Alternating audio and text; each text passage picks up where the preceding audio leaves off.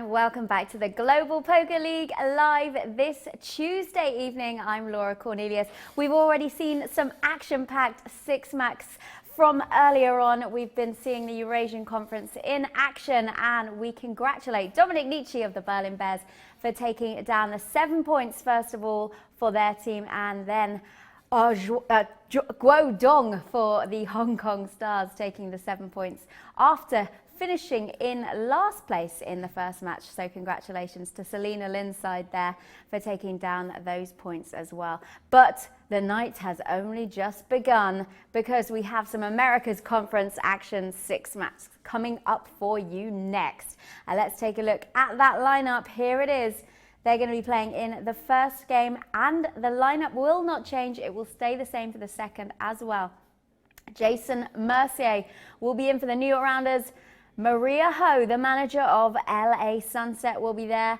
Kitty Kuo of the San Francisco Rush. We've got Scott Ball of the Las Vegas Moneymakers.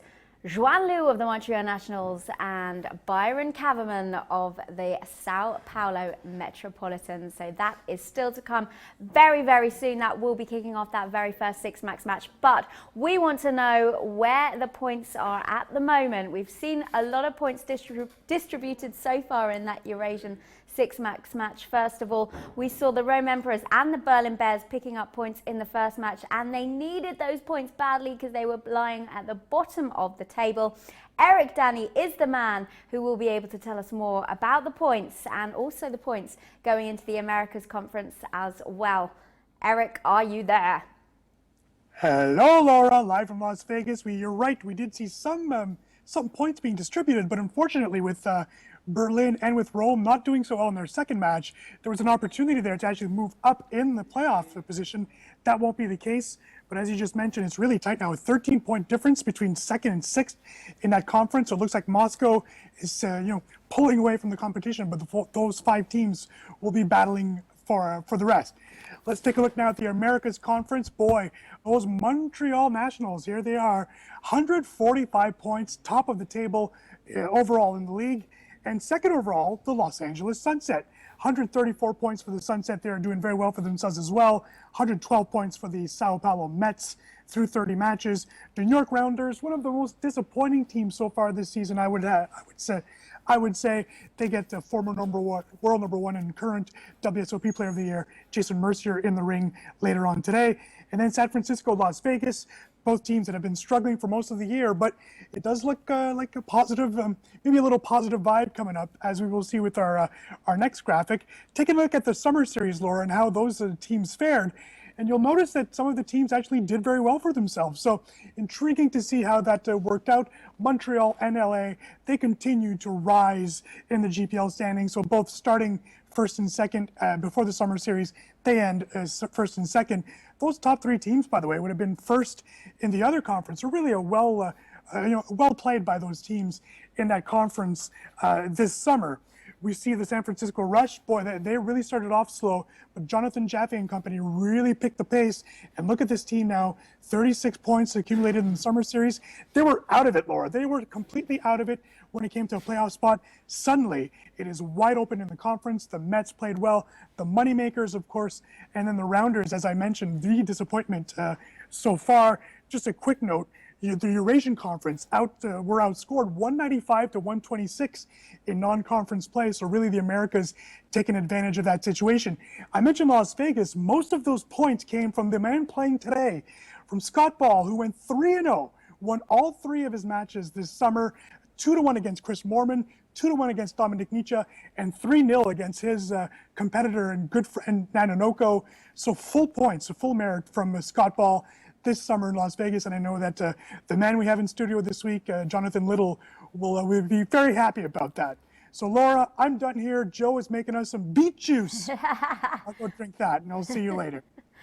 Beet juice? I don't want a beet juice, I want a cup of tea. Thank you so much, Eric Danny, there live from Las Vegas, the GPL arena. I, for one, am really excited because there's 3 ladies playing this evening, and you're about to see them all in action in just a few moments' time. Just to remind you though, we have our GPL app available for you. You can download it on iOS and on Android. You can keep up to date with all of the latest stats, figures, information and news about your favorite team, manager and players. We've also got our fan zone, and you can get merchandise, hats, baseball caps, t-shirts, hoodies, you name it. We've already sold some Paris Aviators hoodies this morning.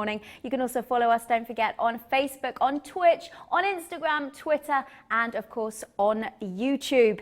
So don't forget to follow us, and we've got lots of action coming up for you in just a few moments' time. The ladies will be here. This is the America's Six Max, and I'm going to hand over now to Roland Boothby and Jonathan Little. Thank you, Laura Cornelius. Yes, I am Roland in the Boothby, joined once again by Mr. Jonathan Little of the Las Vegas Moneymakers. Jonathan's with us for 2 weeks, kindly offering his impartial commentary on tonight's America's Six Max games. Let's go Moneymakers. Hey! The commentators are impartial on the GPL, Jonathan. Yes, I apologize. You won't be getting at that paycheck otherwise. Okay, we've got a great lineup here in the America's Six Max. We got the bad reg himself, Mr. Jason Mercier. We got 3 grills for you guys tonight. Got Maria Ho, we got Kitty Quo, and we got Xuan Lu. We got the Las Vegas Moneymaker Scott Ball, and we got the Sao Paulo Mets opening pick, Mr. Byron Kaverman. Which of these 3 grills are you most likely going to back for success tonight, Jonathan? I am backing Xuan Lu. She has a lot of online experience, also a lot of live experience, and great results. Well, so she's my pick. Yeah. I think I'm just going to go ahead and say Jason Badreg Mercier is going to take this one down. I'm going to get to look at these guys in a bit more detail in a minute. You said which of the girls? I know, but look, when Jason, it's like Fedor. When Jason's there, he's going to win. All right, fine. Here we go. Jason Mercier, 17 million in earnings, former GPI #1. 17 million's a lot. That's a lot of earnings. 21 victories, you'll be unsurprised to read. That's interesting that he has 21 wins and 140 cashes. That is a very good winning percentage to result. Yeah, that guy just percentage. wins. That guy just wins. Wow, what a boss. Anyway, another guy who's pretty good at winning is former GPI #1 and former GPI Player of the Year, Byron Kaverman, who was perhaps surprisingly drafted to the Sao Paulo Metropolitans. Anyway, he's a former GPI #1, slipped down a bit since the ascension of Fedor Holtz. It's hard to compete with Fedor. I mean, it's hard to Byron can only cash for 8 million in about 2 or 3 years, whereas Fedor cashes for 29 million in 2 or 3 years. So, yeah. And Byron's clearly another bad reg. And he just wins kind of 1 in 10 tournaments he cashes, which I guess is a pretty good turnover of wins. That is how you become #1 on the GPI, is winning a bunch. Were you surprised he went to the Sao Paulo Metropolitans? Bit of a sort of curveball there from Andre Kari at the draft. I was not so surprised. Byron flies under the radar. A lot of people just overlook him because he's not loud, right? And he's he doesn't play a ton. When he shows up, he flies under the radar, and he just wins. He quietly wins. Quietly wins a little bit slowly for people's liking. We're going to go to your teammate, Scott Ball, here, and see how he's been getting on. These are Scott's live stats, and as Jonathan was alluding to earlier, probably don't tell the story of Scott as a player. 38,000 in cashes, best GPI rank, 2270. But yeah, you were telling us earlier that the Scott really studies and works on his game. Scott studies a ton. He is the student of a few world-class poker players. Including yourself? I've helped him a little bit, but some other GPL members have helped him a pretty good amount. And, he works hard, studies hard, and he's a very big winner online. So he's doing fantastic and he's work. Absolutely crushing the GPL. He is very strong in that I think a lot of people expected him to just be bad, but he's actually very good. There are still small holes in his game, but he works hard to plug them. I mean, he's very hard on himself and constantly strives to improve. Next, we're going to look at Kitty Ho-Chen Kuo. Let's drop my pen. 4 results there, 1.2 million in cashes. Kitty's one of the most popular players in the game. 4 wins. Very, very, very strong Twitter game. For those of you who don't follow Kitty Kuo on Twitter, I suggest you get following. She really knows how to work the Twitter. I don't know if you played much with Kitty. She puts in solid results all around Europe, sometimes in the Far East. Had any experience of playing with her? I have only played with her on the Global Poker League, as far as I know. We played heads up, and I won 2-1. Sick brag. Not thinly veiled at all. Yeah, we love Kitty Quo here at the GPL. Great addition to the San Francisco Rush. She's a lot of fun. Next, we're going to look at the captain of the, or the manager of the LA Sunset. That's Maria Ho. 117th top GPI ranking, 2 million in earnings, 72 results, and 3 wins.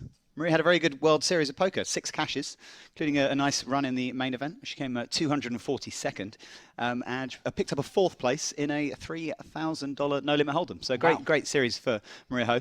Maria Ho is the host of the Battle of Malta, which is coming to Malta at the end of October. So those of you who like Maria Ho and live in Malta, she'll be here. Or if you don't live in Malta. If you don't live in Malta, you can come to Malta. It's a fun place. And again, Jonathan's favourite grill of all the grills, well, certainly his pick to win this game, Xuan Lu of Canada, of the Montreal Nationals. I don't know if I've ever played with her, but she always presents herself very well, seems very stoic at the table, and has a good table presence as far as I always seems to be smiling. She has 1.6 million earnings. I'd be smiling too if I had 1.6 million earnings. 47 results, 3 wins. And best GPL rank of 258. And from the times we've seen her on the webcam on the GPL, she's a very engaging character and always plays with a smile on her face. Okay, so prediction time. You're going for Xuan Lu. She was my pick for the girls. Second game? Obviously, Scott Ball's going to win. Yeah. It's not biased at all. Scott Ball needs to win. Scott Ball, he needs it, and he's going to, because he is not going to let our overlord Chris Moneymaker down. Do you think the GPL Las Vegas Moneymakers can hit triple figures in points today? Today? Well, of course. Well, what are we at, 95? Okay, not can, will. We're at 95, and we're going to get, we'll say 12 points. So okay, that's 12, 95 yeah. plus 12. Yeah, that's enough. Okay. So you're going for Xuan Lu for the first game and Scott Ball for the second game? Sure. I think I'm going to go for Jason Mercier for the first game and Maria Ho for the second game. What's the diagnosis for Las Moneymakers if they don't pick up enough points to bring them back? At what point do you get to a stage where the playoffs look out of reach? Well, the cool thing about this is they're not out of reach for quite a long time, because you can get 14 points, right? So I mean, you can just recognize at some point you have to be playing purely to win, whereas other teams are not playing purely to win. They are playing to try to get 2 points, right? So if they're trying to get 2 points and you're trying to win, quite often you can push it a little bit and still win. So even when it looks kind of bleak in a structure like this, yeah, when your goal is not to win, but your goal is to get at least 4th to get into the playoffs, that's doable. So well, I believe we're going to go to the game. I'm being told that Byron Kaverman may be sitting out, but that may have changed. So off we go to the game. Byron's shown up to many tournaments late, so this is not a new thing. He likes to keep people waiting, that's for sure. And that's here we go. Jason Mercier in the small blind, Xuan Lu in the big, and Byron Kaverman, if he's sitting down, will be probably opening this pot with 2 5s. Yeah, Byron's not here. He decided to fold because he thinks that's more profitable. Okay. So, Scott Ball, what is your immediate take on the table positions? I guess you don't really want Jason Mercier on your left, especially... Scott could have the worst. Oh, hello, friends. Scott could have the worst. Everyone's having a good day today. Hey, Scott Ball. I'm so excited the GPL is back. It's pretty hype. Hype? I missed it, man. GPL's going to TwitchCon, guys. Check that out. Coming soon. Scott is the Twitch overlord, if those do not know. Jonathan Little's casting. That's exciting. Hello. Scott is one of the big reasons that GPL is on Twitch and that poker is on Twitch. So if you ever see him, tell him thank you that he's making all this content possible. Scott is wearing the whitest pair of headphones of all the headphones. All right, so here we have some action already. Scott Ball raised, Jason Mercier call on the button, and Xuan Lu 3-betting out of position. We talked about this. Position, just flat. I feel like King Queen suited is sometimes a nice hand to take a flop with. Range to be like super strong here. I think either plays fine. Action flop. Here we Scott go, Ball. folks. Hand 1. Scott Ball gets a full double up on Scott. Hopefully it's a good flop for me. Hype.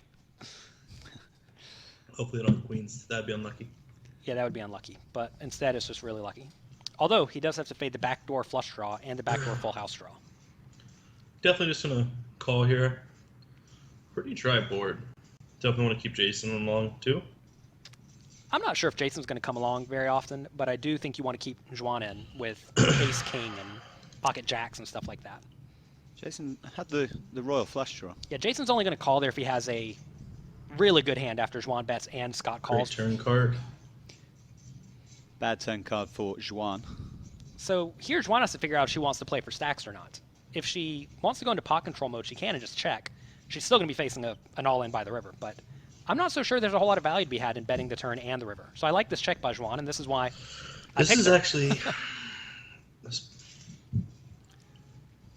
Impressive check. I'm going to go ahead and check back here. I want to give her a chance to fire away at the river. Scott thinks she doesn't have very much. Or call light if she is light. It means he'll get a value bet from Xuan, which is probably where he loses value on the turn. He gains value in a lead out, I would think, from Xuan. Well, in this exact hand, if you knew what she had, you would just bet the turn and jam the river. But he thinks Xuan has ace king or pocket jacks. And does Scott put in the raise? I think you just have to. You do lose to 9-8, but she's not 3-betting 9-8 very often at all. I think he can almost shove over this. Yeah, shove. Shove here. Yeah, good shove by Scott Ball. I'm glad he's not a net. No one will ever accuse Scott Ball of being No a point net. making it too small.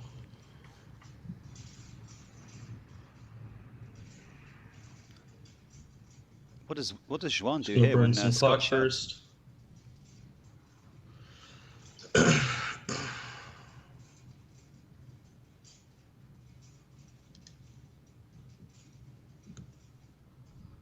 She is in a miserable spot right now.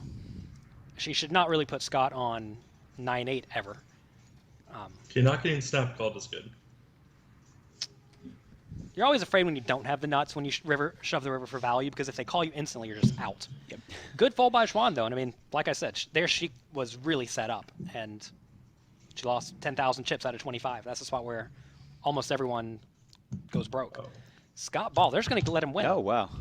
Am I going to be the next Griffin where I can just turn the button and let my guy win? Maybe I have that power. I don't even know it.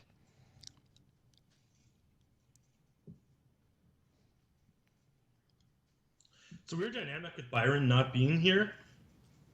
It changes things a bit. Silly Byron, huh? Do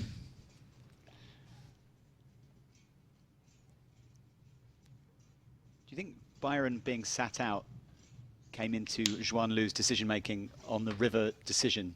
Wow. Knowing that Scott was pretty unlikely to shove a river without a premium holding. The thing is, Byron's not going to blind out anytime soon. So Byron, by blinding out, is actually very likely to lock up 5th or 4th place. Even though he will blind out eventually, people aren't just going to fold their big hands, and they will run their good but not amazing hands into each other.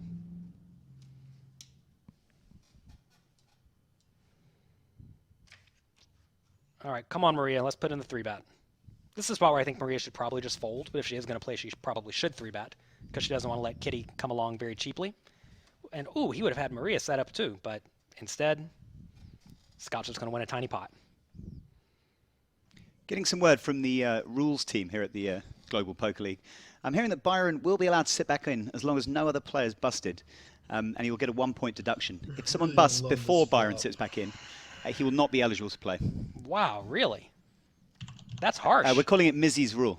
Mizzy's. They're relating to the Sorrel Mitzi saga, Mitzi Gate, as it was formerly known. He didn't show up one time? He showed up late and achieved points, which were then taken away from him. So the rule was clarified, and basically that is the rule in summary. That seems harsh to me. I'm not sure if I'm in favor of that. Mainly because what if you just fold every single hand? What's the difference between that and not showing up? For all we know, Byron could have just said, I'm not going to show up, and then have his dog click fold every hand. I think the idea was not to reward players for their tardiness.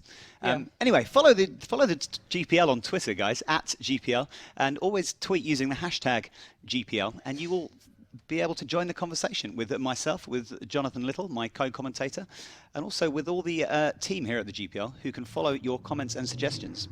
Here we may see Kitty Quo put in the 3-bet. Do you like this spot to 3-bet? Yeah, I mean, this is a hand that doesn't play particularly well out of position, and Maria's certainly opening a pretty wide range, and you really don't want to let... Did Byron just call? Yeah, it looks like Byron Kitty completed. Byron called.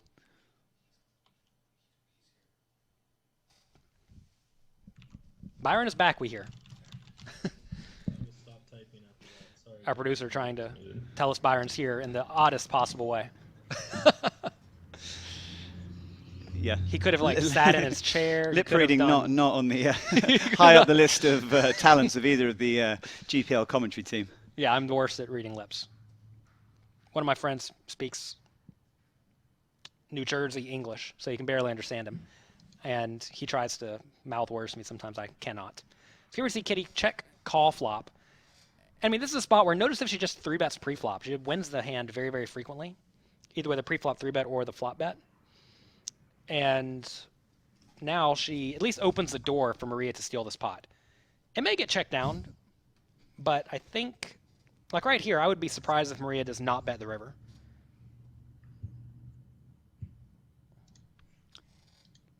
Going to answer a question on Twitch from Junkrat23. This is so confusing. Who is who? Is this live? Why is a guy on the table also a commentator? Okay, so this is. I'm going to answer that question once Scott's finished.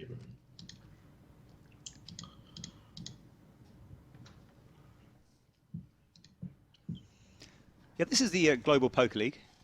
Hello, welcome. Yeah, my name is Roland in the booth, Boothby, your commentator for the next 6 weeks, alongside a rotating slew of guest commentators, beginning with Jonathan Little for the next 2 weeks. The two players you're seeing on your screen are Scott Ball. He's playing for his team, the Las Vegas Moneymakers. Kitty Kuo, she's playing for the San Francisco Rush. Kitty is the player also at the bottom of the table, where it says Kitty Kuo. Yeah. Scott Ball is the guy at the top left hand of the table where it says Scott Ball. That might be a bit confusing, but yeah. I hope we've cleared up the confusion, Junkrat23. And these players cannot hear us or each other. They can only talk if they feel like it, and we can hear what they have to say. Pop this up. Like right here, Scott Ball is explaining what he's doing and why. Interesting 3-bet. He said he's going to pop it up. That means 3 bets. I would probably just call there, but maybe he's 3-betting this for value when he gets called, and then if he gets 4-bet, he can easily fold it. This is a pretty sweet hand for Maria to 4-bet, but I don't know how overly aggressive these players are going to play. Ace-10 is not a very good hand to call 3-bets with, even in position, because you're going to be dominated a pretty good amount of time. This is one of the very few hands that she was not dominated by. But that's probably a good fold in general if you're not going to 4-bet. Maria has only played 1 game on the Global Poker League as far as I can tell, and I think she took 5th place, so not an amazing showing. I really hope I can bring us home some points today. She's certainly looking to do we need it. This time. Scott Ball has won all of the points. I believe he's the 5th biggest winner of points in the Global Poker League, which implies the rest of the team is letting him down. And, I mean, he's been on fire, so Scott Ball has been collecting points. Another person who has not done so well so far has been Byron Kaverman. He has only 7 points over the course of, I believe, 7 games total. Yeah, only 30% of the points available to him have been achieved by Byron. So let's explain what 30% of the points available to him means. So in this game, you can get 7 points, right? Yep. So let's say you get 1 point. Well, you've gotten 1/7 of the points, whatever that is in a percentage. And you look at the points they could have had, and you divide that by the points, or the points they have divided by the points they could have, and you'll see where the player is. And I guess ideally 50% or higher is good, or at least above average. And then, yeah, lower numbers are bad. You'd take 50 and then work from there, I suppose. Right. But the thing is, in 6-handed, you often see, well, on average, players are going to, well, I guess on average, players are going to be 50-50, but it's easier to go below par because you can get 3.5 points on average per game, but only first and second award more than 3.5 points.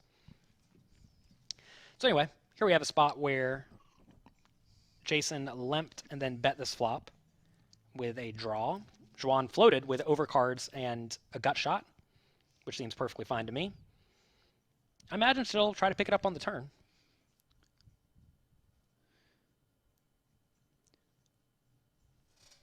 Xuan's going to take a stab here on the turn. She's a bit short. I see both Rumcake, Scott Ball, and Maria Ho in the Twitch chat, so if you're on there, feel free to say hi, although they may be trying to pay attention to the poker. There we see Xuan Lu float the flop and then bet the turn. That's just good, solid poker again. So far, I've loved everything she's done in this game. I think she's played it perfectly despite being down 10,000 chips. And, sometimes you can play perfectly and be down chips. That happens. Happens to me all the time. Pretty much at all. think I played with Jason that much either. I don't know if I've ever played with Jason. Wow, I haven't played with hardly any of these people.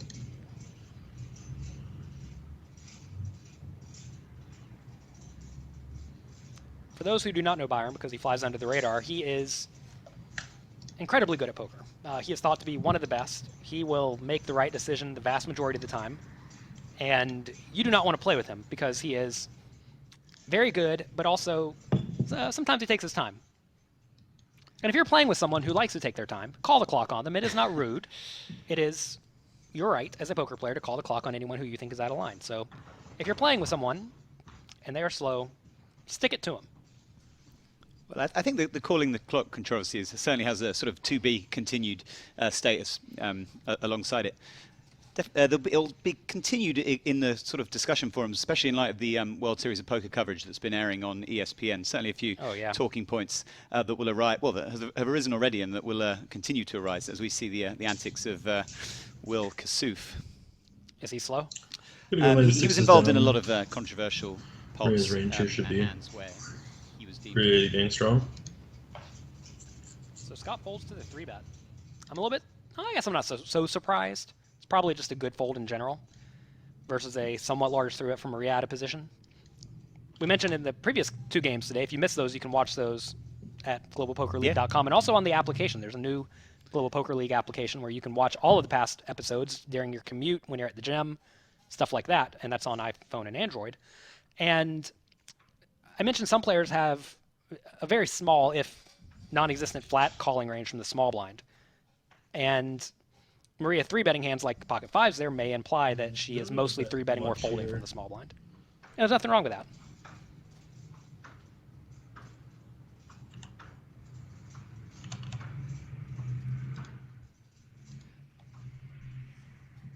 So it's going to continue here, and Byron Kaverman whiffed that pretty hard. He's going to let it go.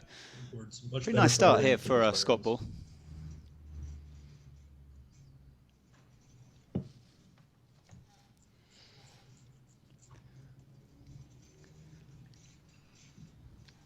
So they're just going to give it to Scott. They're just going to give him walks.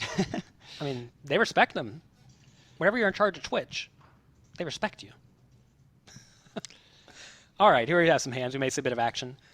If I was in Maria's spot, I would probably just fold this pre-flop, but I wouldn't be surprised if she raises. If she does fold, Kitty's going to raise, and I imagine Byron's probably going to 3-bet or call. The reason I say you maybe should fold this hand is because of Maria's position. If she was on the button or the cutoff, I think raising is mandatory. From the hijack, which is the seat Maria's in, and the low jack, which is the seat where Xuan is in, ace-x offsuit is often not quite strong enough to raise if the players yet to act are very good. And, you know, Kitty and Byron are certainly very good. It's interesting because if Xuan would have called when I shoved sevens, Byron would have been DQ'd from the game. She'd have been eliminated. That would have been so sweet. And I think she would have gotten 1 point and Byron would have gotten none. Or they both get 0 or something. Wow.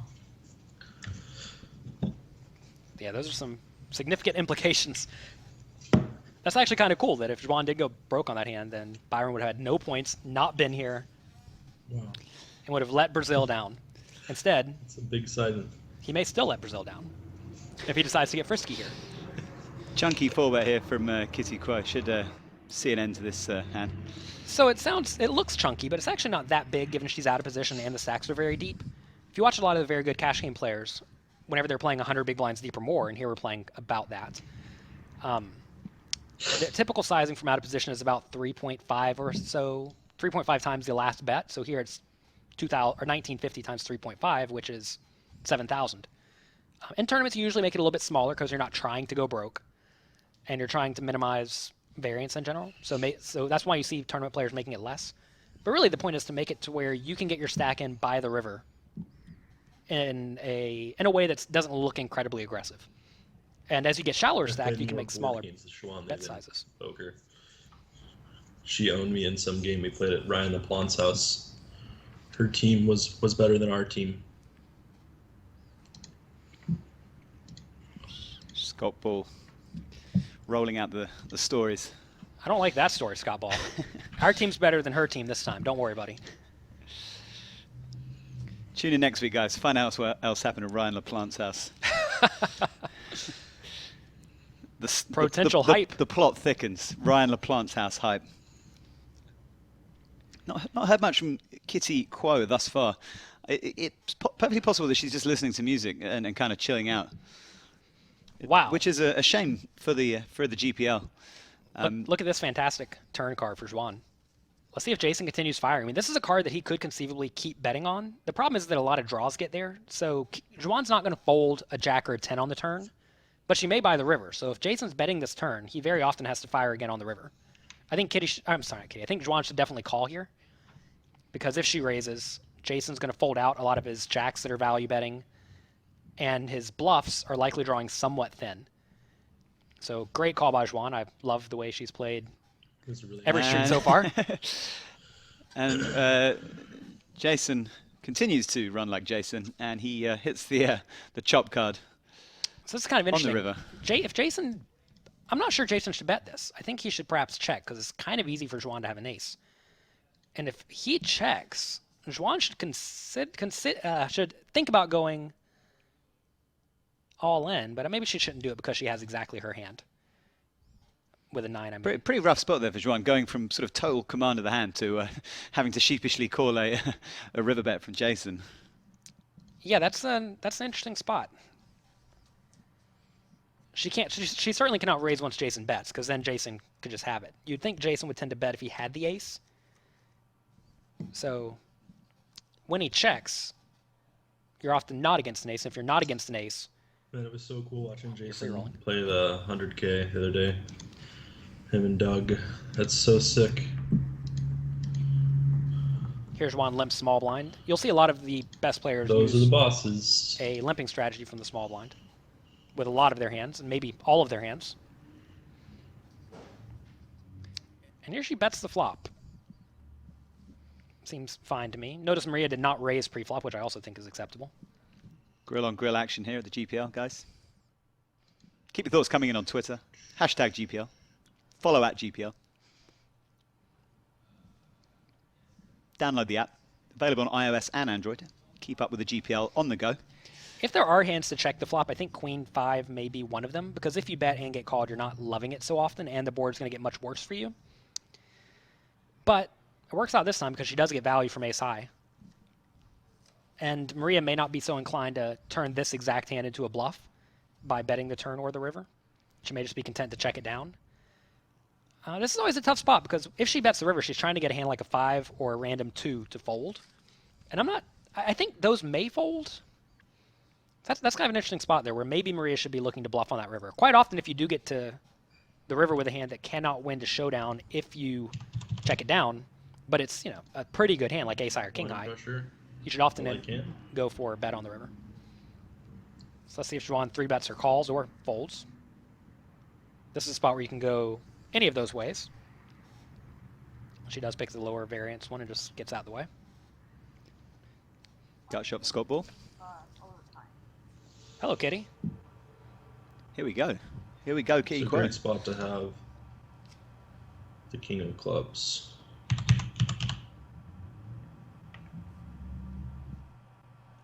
Just got to clarify something, guys.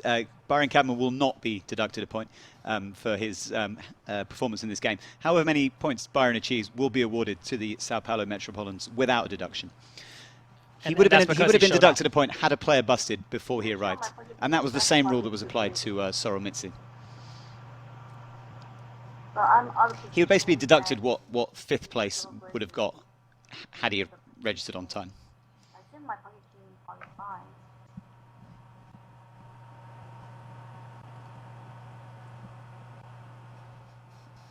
We have to turn up Kitty's volume. Yeah. Turn your volume up, Kitty. And zoom out your camera. We want to see we want to get a little look into your life. Scott's not giving much away either. Got Scott's office looks about like my spectacularly office. big chair and a very white pair of headphones, but that's all we're going to get. My office is just a wall, you know. Any paintings? Fancy. I actually do have a painting behind me that I stand directly in front of a lot of the time. But yes, it's there.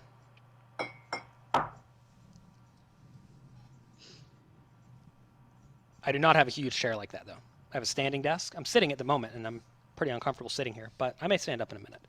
Standing desks are good, assuming you are at your desk a lot of the time, because sitting's bad for you. Sitting's terrible for you, and most people in the world do it for most of their lives, I guess, or certainly most of their awaken hours. All right, so here you have Byron limping small blind, which is what I expect him to do with most of his hands here. And he's probably just going to make a little bet at the flop. Happy to see a free flop here. Not a good flop for us, though. Yeah, Scott has no real chance to win this pot if he bets. Interesting, Byron checks. I don't know if he's looking to check call or check raise or check fold. I really don't know what he's doing. Byron's kind of an enigma. Which I suppose is how you want to be. Yeah, you do not want to be incredibly predictable unless your predictable strategy is very unexploitable, and I don't think anyone thinks they've solved poker yet. So it's quite good to be unpredictable. And for all I know, maybe Byron thinks that's just a good game theory optimal check, and he's just implementing that strategy. But it's a cool spot, that's for sure. Let's see what Byron does with this ace-jack. He is either going to call or 3-bet, I imagine. And if he 3-bets, I assume it's to fold if Xuan shoves. But he does elect to just call because he doesn't really want to 3-bet it and then have to fold if Xuan shoves. Does Jason come in here with a jack-9? Yeah, I think you can splash a bet. Yep, and let it go. And he would have flopped it. Yeah, he would have flopped it. The tiny percentage of the time he's going to flop it, he flopped it. You have to be... So a lot of people think that you can defend with a wider range whenever there's a raise and a caller compared to if it's just heads up. But when you're heads up, very often your undercards like jack-9 or your marginal hand is live. Whereas as you get more and more multi-way, it becomes less live, and you really don't want to be playing a hand that's easily dominated. And I guess Jason thinks that hand falls into that category. Also, Xuan raised to 950 pre-flop instead of a minimum raise, like a lot of people do. Facing a min raise, I think he would have just called. Wow. Xuan just folds the flop to the bet by Byron. Bit tight there from Xuan, or is she a bit constricted by her stack size? Well, that's a great flop for Byron's range. She probably has to think that Byron's calling with a lot of marginal big cards and medium pairs. And that was a fantastic spot for for him to bet with a wide range and just put her in a bad spot. You'll see a reminder in the top corner of the screen, guys. Reminder to download the GPL TV app. That app is available on iOS and Android and has so many amazing features. Follow the GPL on the go, access the merchandise store, watch highlights, get the upcoming fixtures for the week, and all the stats, including the player stats and tables, on your mobile phone or tablet. I would recommend it thoroughly. I believe you can watch full games. Oh, you absolutely can. The whole replay. So I know what I do is whenever I'm at the gym, I'm just going to start putting on a global poker league game. Global poker league game. And if you have a commute, it's a great way to spend some of the time watching that. Assuming you're not driving a car, you probably shouldn't be watching it while you're driving. But if you sit in a train or a bus, unless you're operating a self-driven car, in which case get on the GPL. Do you really operate a self-driven car? Unless you're sitting in a self-driven car. There you go. I mean, you have to switch it on.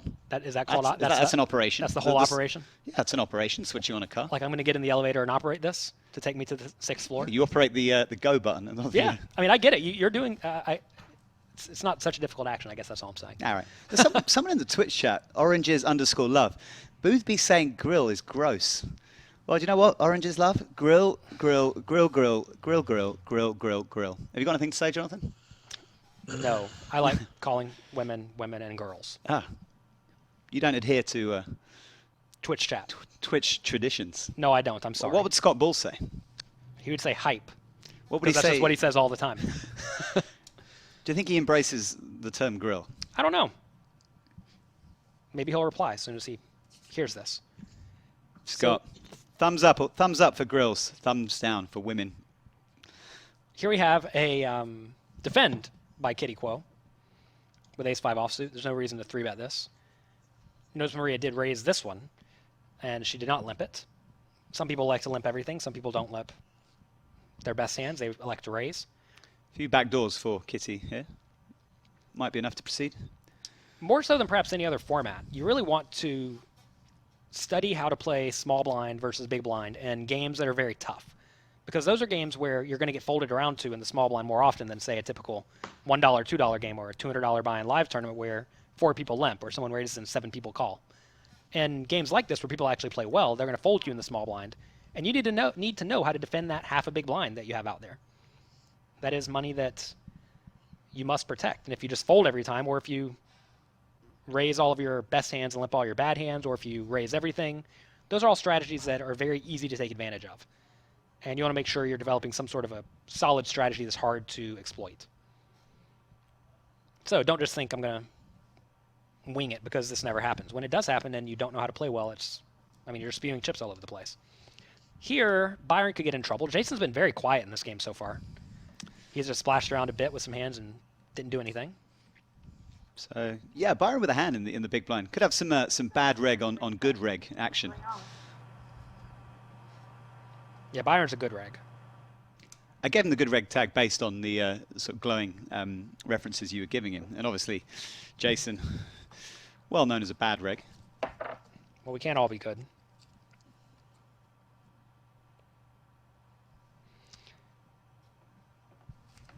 Great turn card for Byron.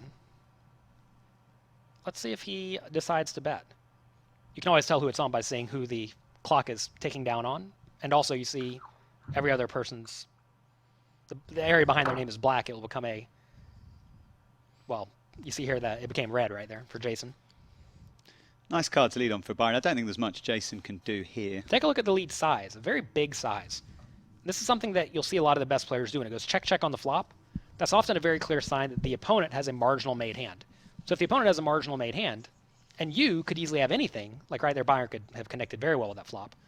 That's a spot where you can bet very big because you should have what is called a range advantage, and your opponent is somewhat capped in their range, meaning that at best they have something like one marginal pair. Round to Kitty, on the button with an ace. Going to run into some trouble behind her.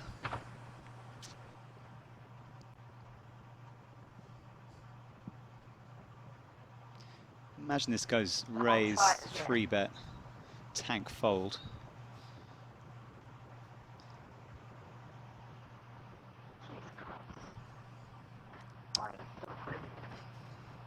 So notice here Byron's out of position. He does make it a 3x 3-bet, and that is, again, because he's out of position with relatively deep stacks. I mean, it's not like we're super deep, but we still are 40 big blinds deep. Kitty defends. Okay. Wow. I'm kind of surprised at this defend. Yeah, my prediction went out the window there. Predicting raise, 3-bet fold. So we've seen Kitty play ace-3 offsuit from out of position, and now ace-8 offsuit versus a 3-bet. And maybe she thinks Byron's 3-betting incredibly wide to the point that he just cannot defend his range after the flop. But this is what's going to happen very often, where she's not going to flop a great hand, and Byron's going to make this small bet and put her in a pretty nasty spot. So let's see if with the ace-8. I mean, Kitty's just really hoping for Byron to check, but notice here, if Byron checks, that could also get Kitty in trouble. So really, if Byron knew Kitty's hand, he would either bet tiny or he would check. And I don't think Kitty can expect her hand to win at showdown, so I think she needs to turn this hand into a bluff to try to make Byron fold out ace-king, ace-queen, ace-10. And the problem Kitty faces is turning this hand into a bluff with the pot, with 15,000 in the pot, is going to be very expensive, and almost certainly lead to her having to shove. Interesting bet size by Byron. Yeah, we got the thumbs down from Scott Ball. Doesn't like grills. The correct answer is hype, as expected. I'm a little bit surprised Byron bet so big on the turn. He bet 7,000 into the 17,000 pot, but usually I'm more betting based on my opponent's remaining stack size. And there, 7,000 out of Kitty's 17 makes it look like you're either obviously bluffing or obviously trying to get it in, and I'm not sure which one it is. But I think in that spot, when you know you're not folding, I think you would just want to give yourself a better price on your bluffs. But maybe that's just a bet size Byron makes with everything. I've gone into mourning, Jonathan. What? I'm mourning the fact that Scott Ball doesn't like grill. It's just it's so ingrained in the fabric of Twitch. We got to break the molds. Oh God. I think I need to go and cry somewhere. Scott Ball is a mold breaker. I've even got my own girlfriend calling herself a grill friend. That's how ingrained his grill is within my life. I think it's going to have to wean myself off it. Oh, well. Wow, Scott Ball just folds the 8-4 suited, no problem. I'm a little bit surprised with his big stack that he's not opening that. Mainly just because of the stack sizes and the way everything's laid out. If he was one of the shorter stacks, I think it'd be an easy fold. But given this spot where Xuan and Jason are trying to outlast each other to some extent, I think he probably needs to open a very, very wide range on the button. Notice Xuan again floats the flop and is probably going to be able to steal this pot from Jason again. So twice now. Wow, so Jason decides to go for it. Quite a risk-heavy play. It's so much more fun to talk in the cube when I can look at people and provoke them. Nice turn bet there from Jason. He was almost certainly going to lose that pot if he checked the turn. Very interesting spot where neither player had a pair. Round to Jason here on the button with Jack-9 suited. Are you going to kick it up a bit? Yeah, I think this is a fine spot to raise.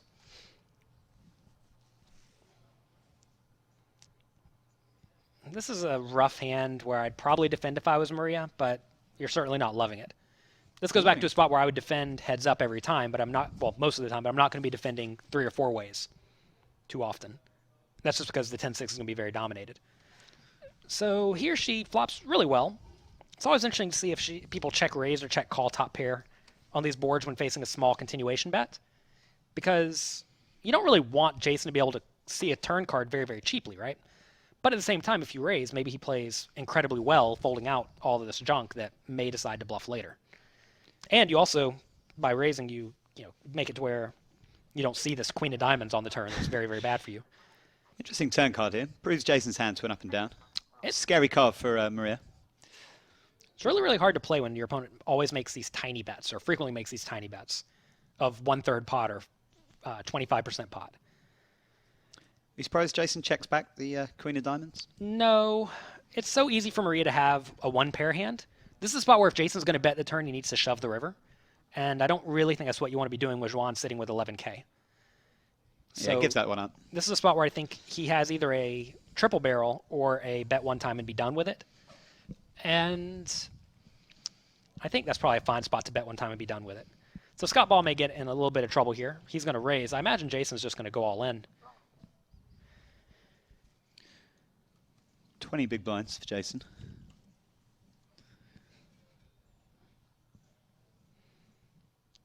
I mean, I think going all in is the main play for Jason. He could maybe make it 4K to induce Scott to shove.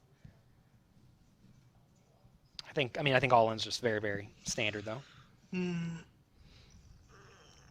This is pretty it's a little too punched to me. I wish he had like 16 bigs here.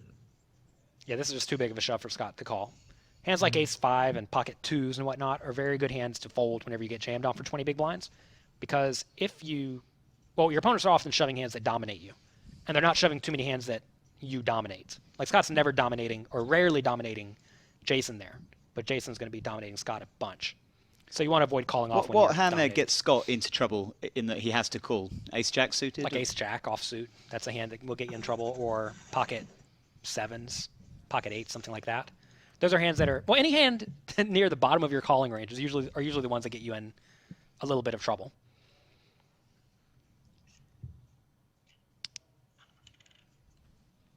So blinds are now 400, 800. Stacks are getting much shorter. And now we're going to start seeing a little bit of all-ins until at least someone busts.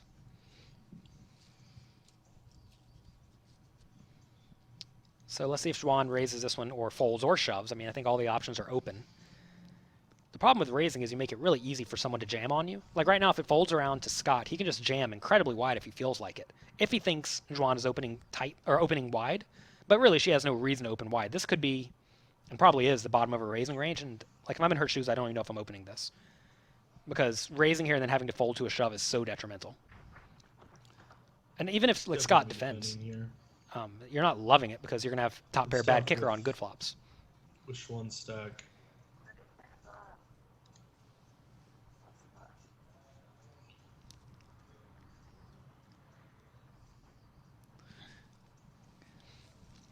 The action's definitely slowed a little. I haven't really seen any major fireworks since that first big hand first America's Conference 6 max.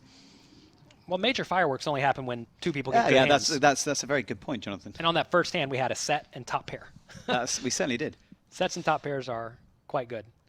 Since then, we've had a bunch of nothing. Yeah. Or one person making a good hand, and the other person has nothing.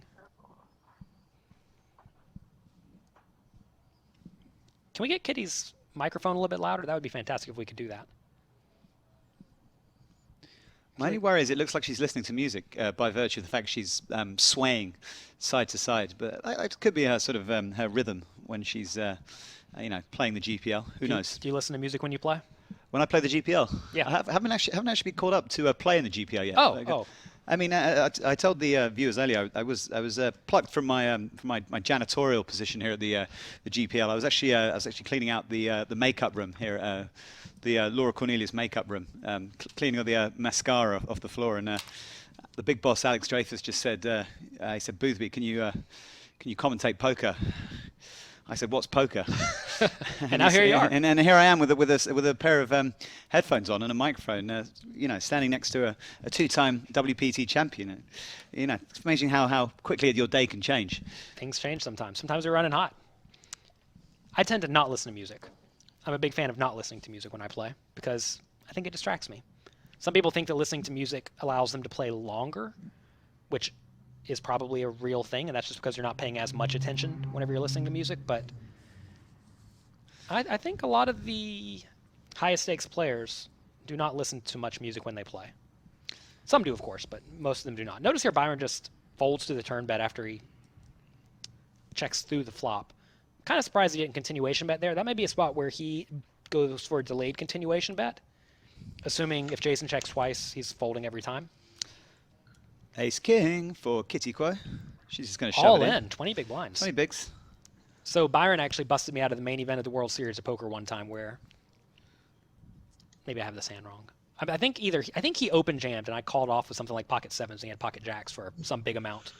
Or maybe I raised to like 2 big blinds and he shoved something like 35 big blinds. Okay, so yeah, an overshove. Some big overshove, kind of like that. And he had pocket jacks and I had pocket sevens and I was out. So that wasn't fun. But you will see that some players like to just have a shoving or a folding range once they get down to 15 or 20 big blinds. And there's nothing wrong with that. I think you're probably go ahead and get up and stretch after this. All right. Well, it's good enough for Jonathan Little. It's good enough for Scott Ball. He's going to do some Pilates. Representing the Stones Gaming Hall in Citrus Heights, California, I believe. A gaming hall. Is that Stones that's their full name. I think. Stones Gaming Hall. Interesting. I work with a lot of casinos on the Hendon Mob, so sweet. I know the full names of a lot of casinos and their towns. Awesome. Often of which are pretty insignificant towns. They're not insignificant because they have Stones Gaming or Gambling. I think it's Gambling Hall. It might be Gaming Hall. Eric Dennis will probably correct me. I know they have. I'm pretty sure they have a show on Twitch, right? Do they have a show on Twitch? Do you know Stones? Oh, I'm not sure. Maybe they do. Got a fun fact from the head of poker content at the Global Poker League. Scott Ball and Jonathan Little have combined for 70% of Las Vegas Moneymakers points for this season. So I'm not a letdown. There we go. Well, always has a fun stat, does our Eric Dennis. Well, Scott Ball has 68% of it, though, so I only have 2. Is that what he's saying? I think that might be what he's saying. Oh, it's Stones Gambling Hall. Stones Gambling Hall. All right. My mistake. And yeah, they do have Eric Dennis has kindly provided me a link to their Twitch stream, which I'll be watching when I get home tonight. Quite short now.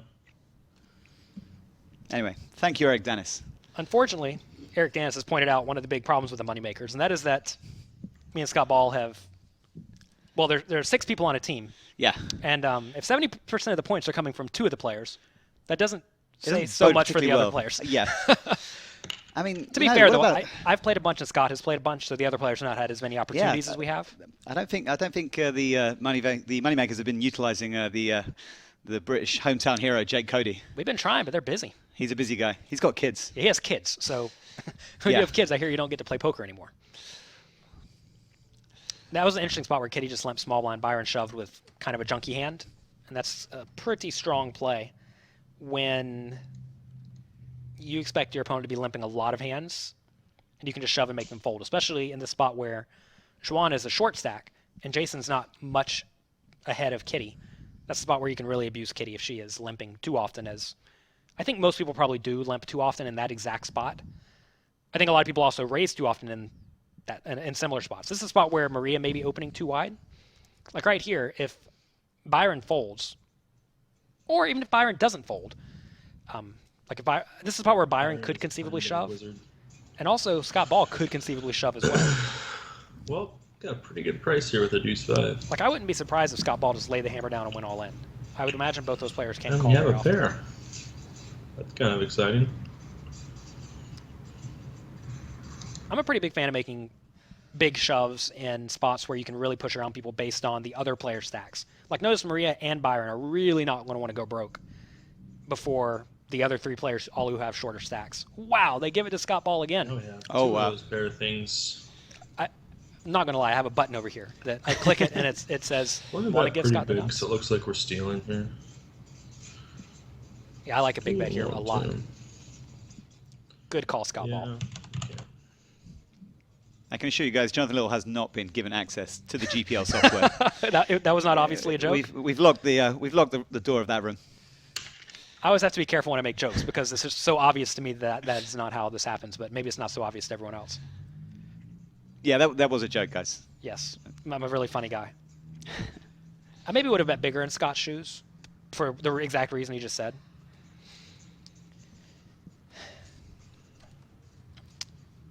Byron is burning his time for fun.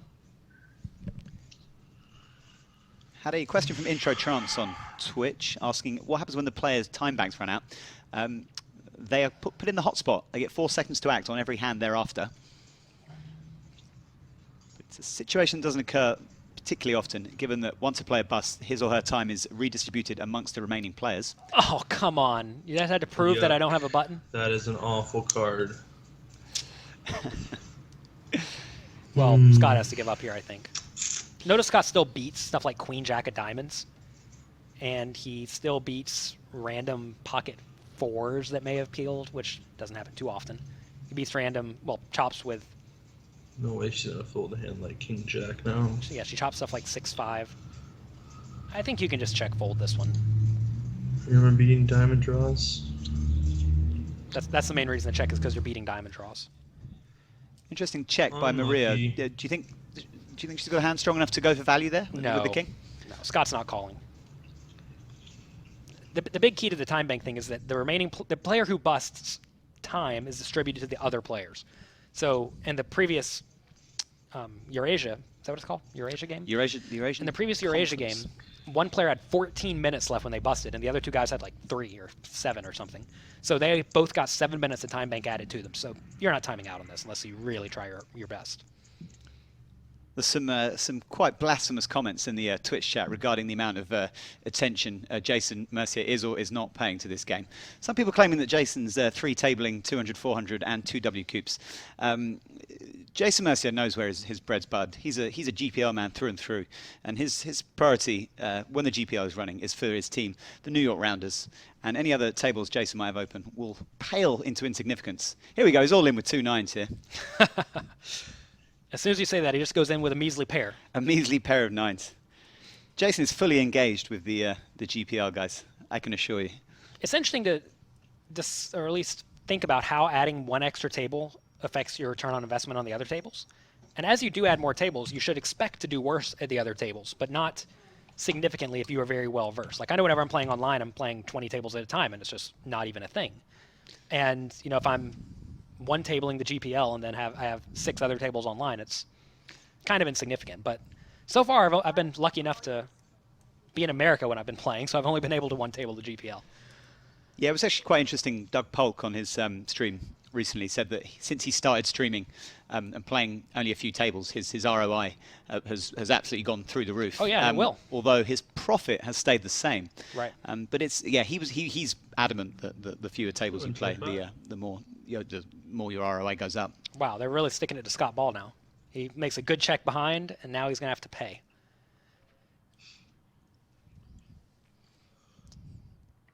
It all started so well, Scott.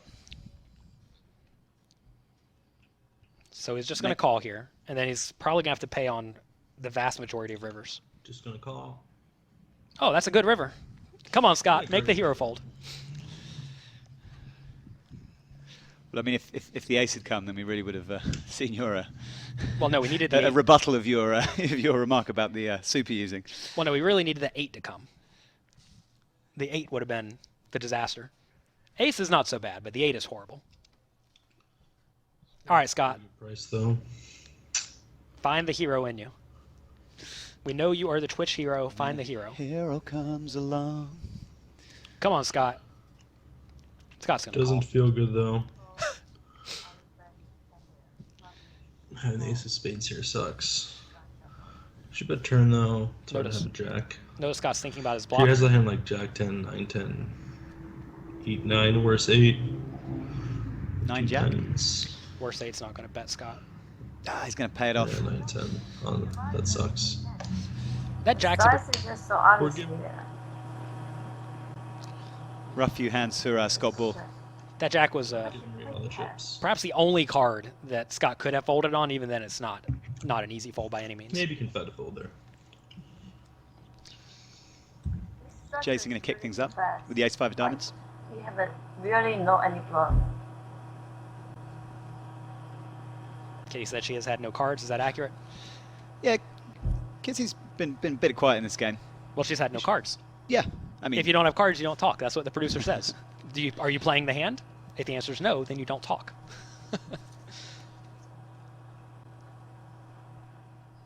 Like right here, Kitty just has to fold. You know, she made a good defend with the Jack-10 offsuit. Now has to fold. Not much you can do there. Scott Ball under the gun, Queen-9 suited. That could be close to a shove, but he does like to lay it down, and I think that's fine. Kitty may get well out of line here and shove. I think she should not shove, but she may get well out of line.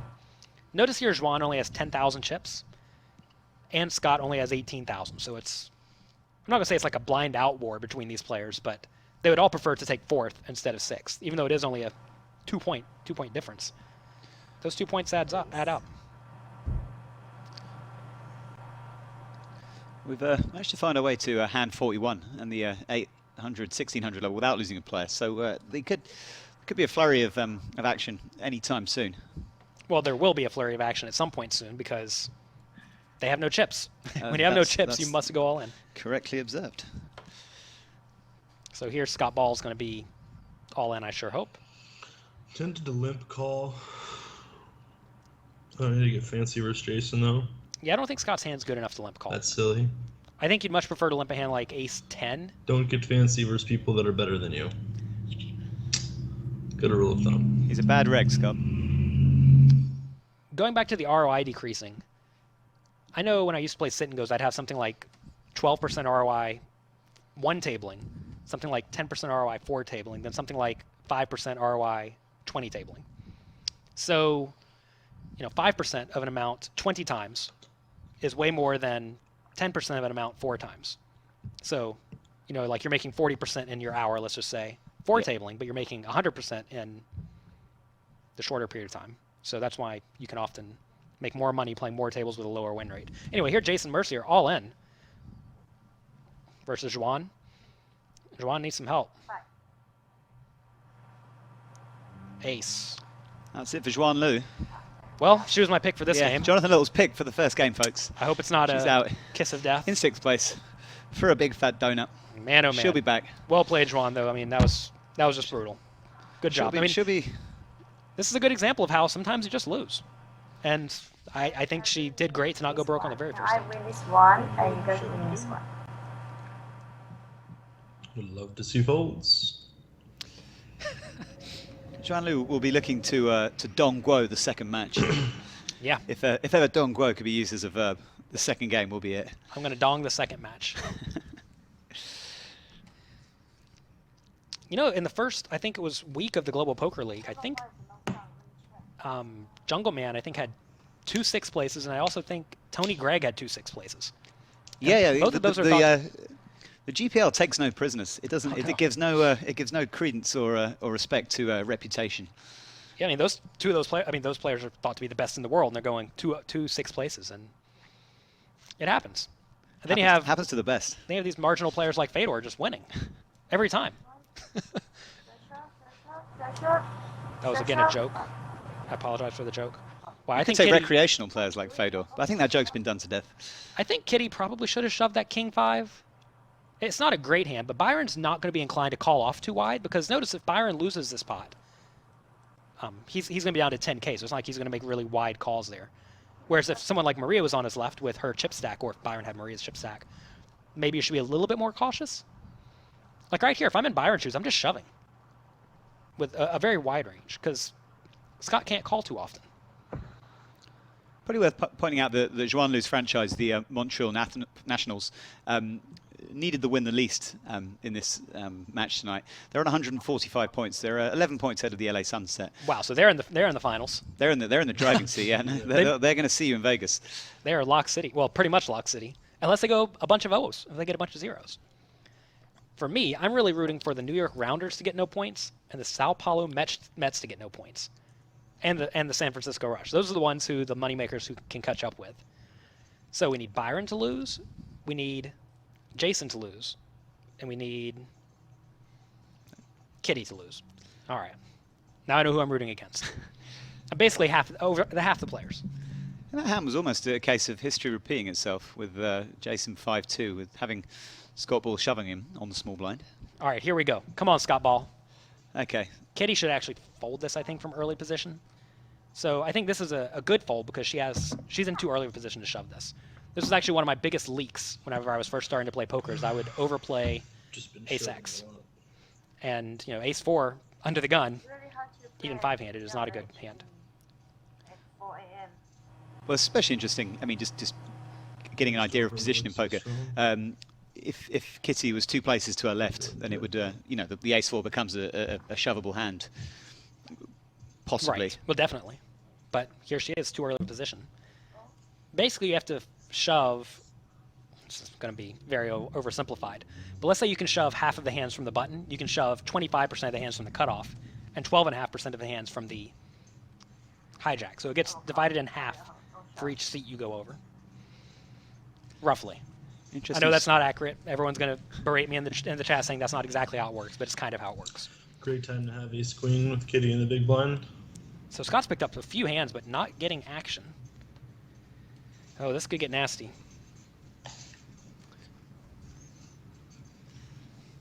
Let's see how pot control-y Scott elects to play this. If he bets, Kitty could conceivably shove, and then I'm gonna bet small. Scott's in a miserable spot. Keep getting in touch with us, guys. Tweet us using the hashtag GPL. Follow us at GPL.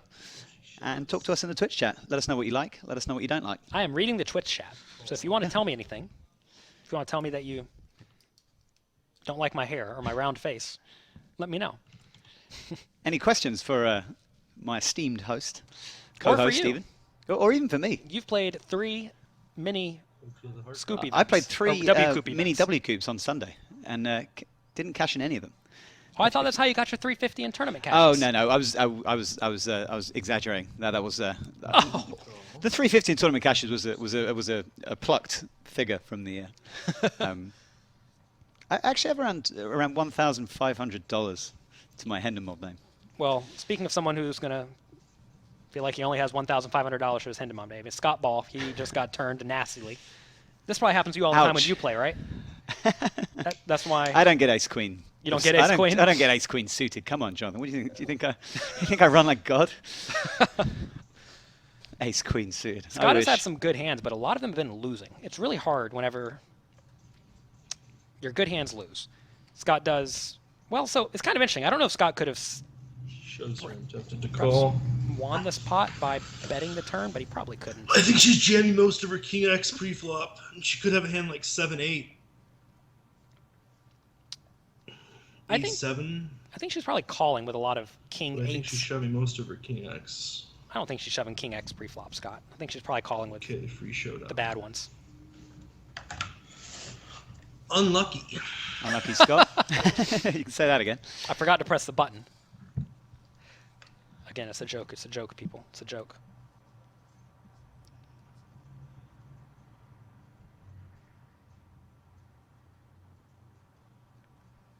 pro tip. The X in Chinese is pronounced sh. So it's Xuan. Xuan.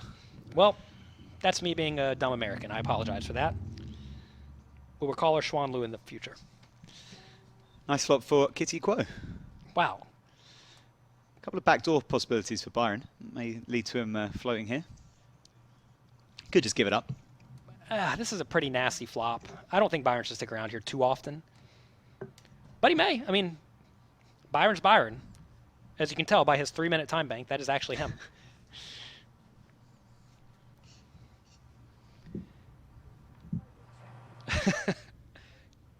Kitty looks like she's having a lot of fun.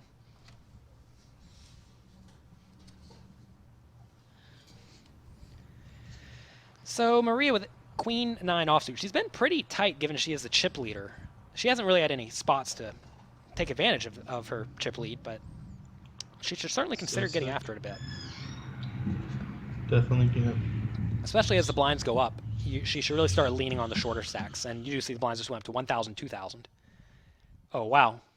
This could be the end for Byron. See you at the river, Byron Kaverman. Or almost the end for Kitty.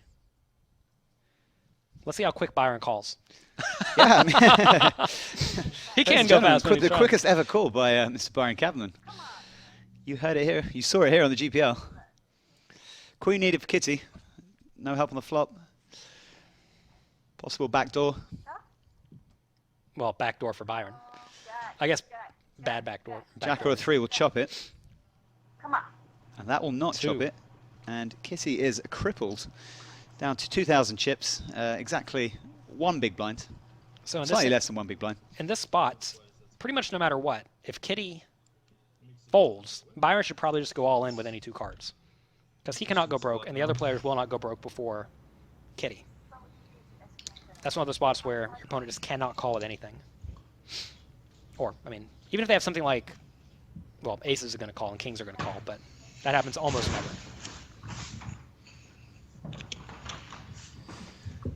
King 10 suit for Scott Ball. Looking to bust Kitty Quo here. Pretty safe thus far.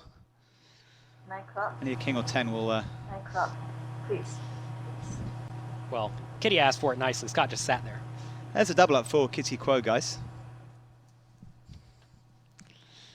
And yeah, Scott Ball drifts down to 12,800. Scott's not asking for it hard enough, and now he's going to get it in bad? Oh my God. Come on, Scott. We're really rooting for Byron to raise this. Every single time. All right, so Byron raised, and Scott gets off the hook. Good fold, Scott. Scott was about nice save there by Byron Kaverman. Now, Jason's probably going to just shove this, and then Kitty's going to hop in, and Byron's going to fold. Wow. Interesting fold by Jason. It's always important to realize who the biggest stack is. Quite often, that player will be the one pushing around a little bit. And so you should often assume that Byron, even though he's been somewhat tight, will start opening it up. And Kitty's going to be all in again here, this time with the king 10. He managed to run down before.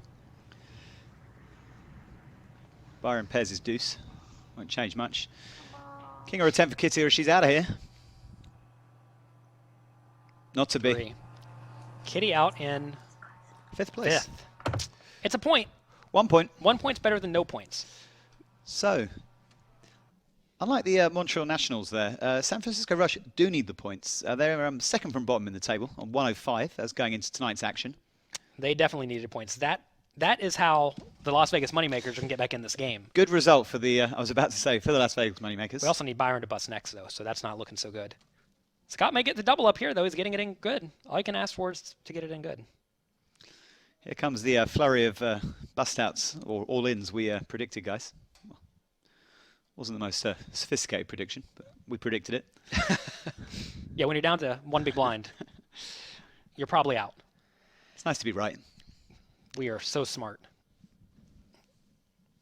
I don't know why Byron's tanking here. Well, he just got an extra minute or 2 in his time bank, so he feels like he has all the time in the world.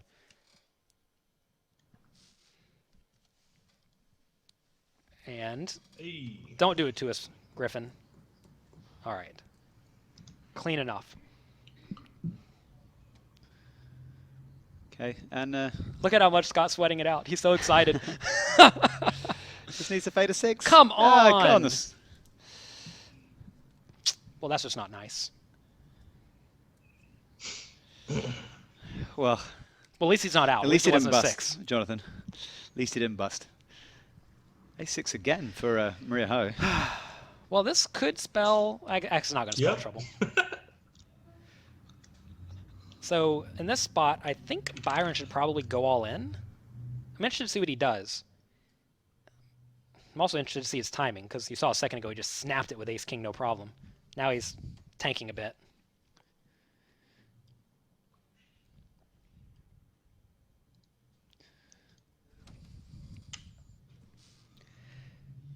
He elects to make a small 3-bet. I suppose planning to fold if Maria shoves. Like right here, if you're Scott or Jason Mercier, you're just really rooting for one of these two players to bust the other one. Because then you move up in the points. Wow, so we're going to see Byron losing some more chips, most likely. Going to see Maria Ho take the chip lead. Well, maybe. A 4 could come. We're likely going to see Maria Ho take the chip lead. We may see it somehow check down, and then Byron could jam the river as a bluff. A lot of things can happen. Yeah, they could get to the river without Maria having made a pair or a flush, and Byron taking the pot down. It's perfectly within his capabilities.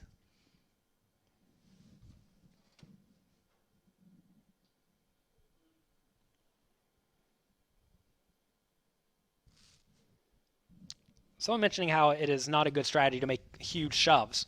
It's important to understand ICM, which is the independent chip model.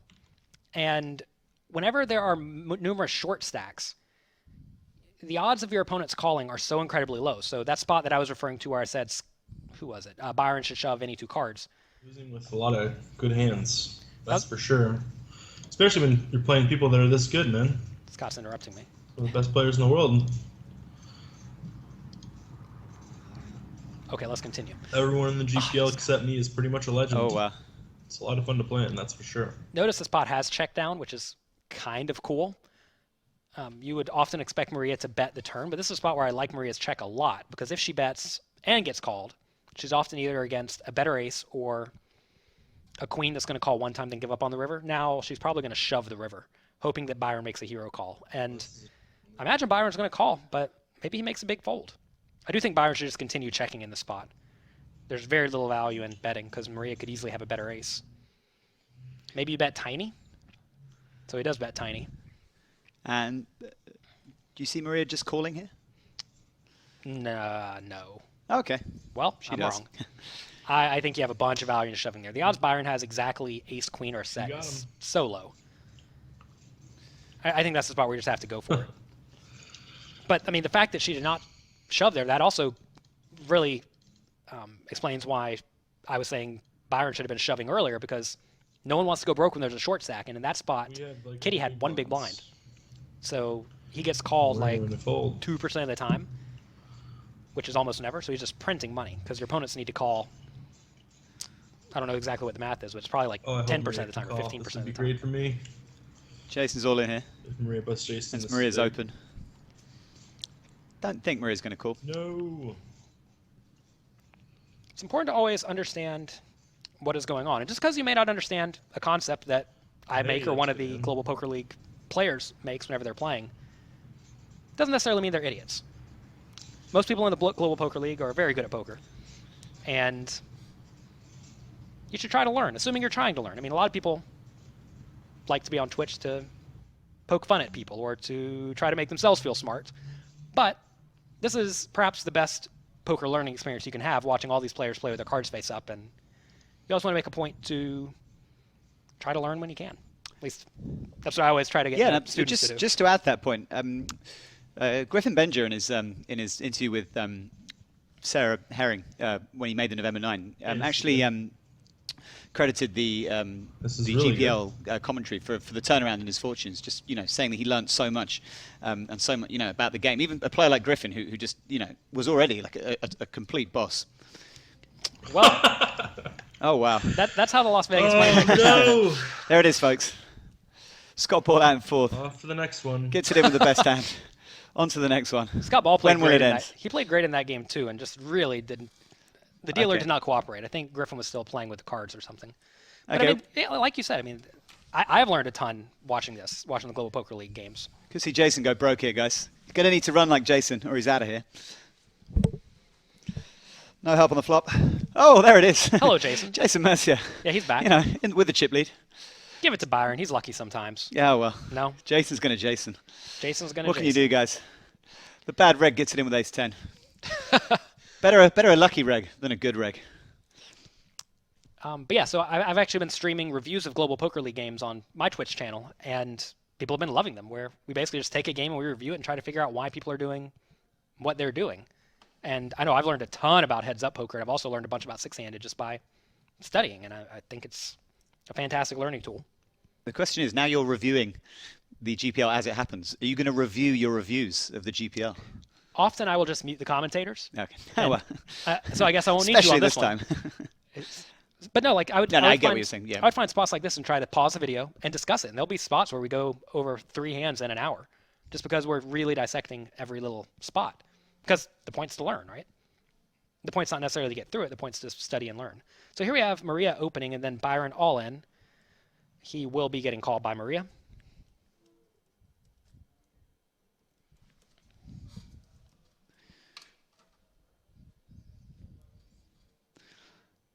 A lot of love for Jonathan Little coming in on the Twitch chat. Natalie Storm, I love your charming smile. Well, you can't see my smile right now. I'm not one of these players. She made me confused with someone else. I'm guessing Natalie Storm just knows what your smile looks like. Ace needed for Byron here. Running diamonds, a possibility. Well, a 3. Give him the 3. Give Byron some luck. Byron's been down on his luck in the Global Poker League. That's pretty rough for Byron Kaverman. He's going to go out in third there. Tangled for a big pot with Jason Mercier. Couldn't hold with ace-king. Yeah, that was going to go out in third position. You don't want to tangle with Jason Mercier or Fader Holtz. Or Fader Holtz. Those are the 2 players where if they go all in, you know, you only got ace-king, you just fold. Don't be a hero. Just get out of the way. 3 points there for Byron Kaverman. That is, again, a joke for all the Twitch people. We do not believe in luck. Sometimes you run bad. And some people run good for an extended period of time, like their whole lives. Yeah. The life is a short-term thing. All right, anyway. Here we have a raise from Jason. Call from Maria. I imagine Jason's just going to bet this flop. I don't think his jack high should be checked down. This is a spot where if jack... You want to be checking down when you think you can realistically win at showdown. Or when you have a lot of backdoor equity you don't necessarily want to get bet off of, but I don't think he has either of those in that scenario.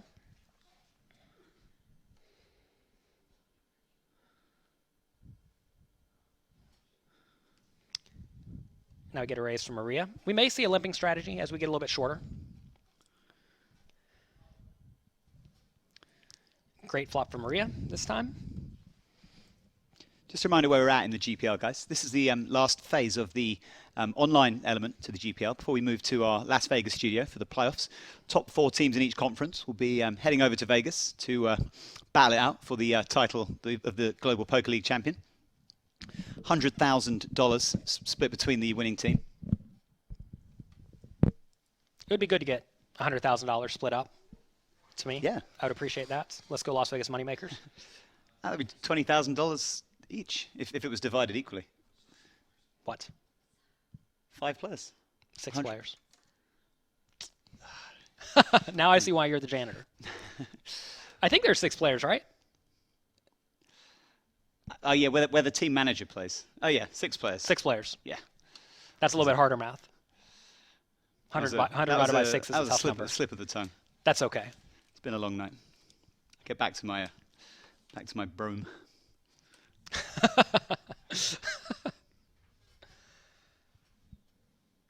Twitch chat does provide some pretty funny commentary sometimes. Like, who is this janitor who's talking? Or whatever they say. It's quite fun.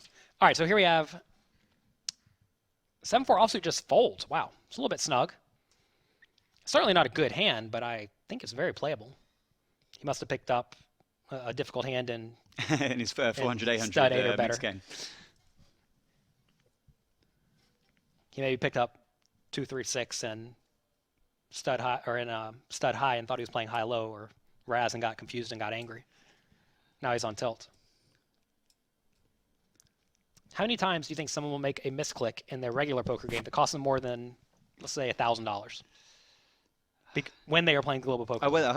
How much is it? Well, better question: has the Global Poker League cost players more in misclick equity than they've made playing the Global Poker League? Oh, absolutely. For some, I mean, just $1,000 misclick is more than you're going to make.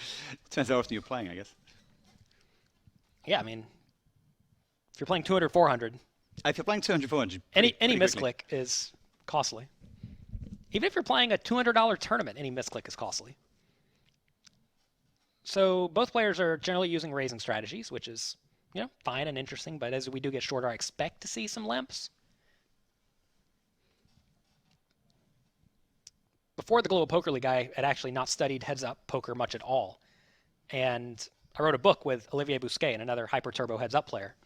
It's called Excelling at No Limit Hold'em. And I learned so much from just talking with Olivier Bousquet about heads up. I went from being, I would certainly be a dog versus almost, the majority of the field in heads up to now I feel very, very comfortable.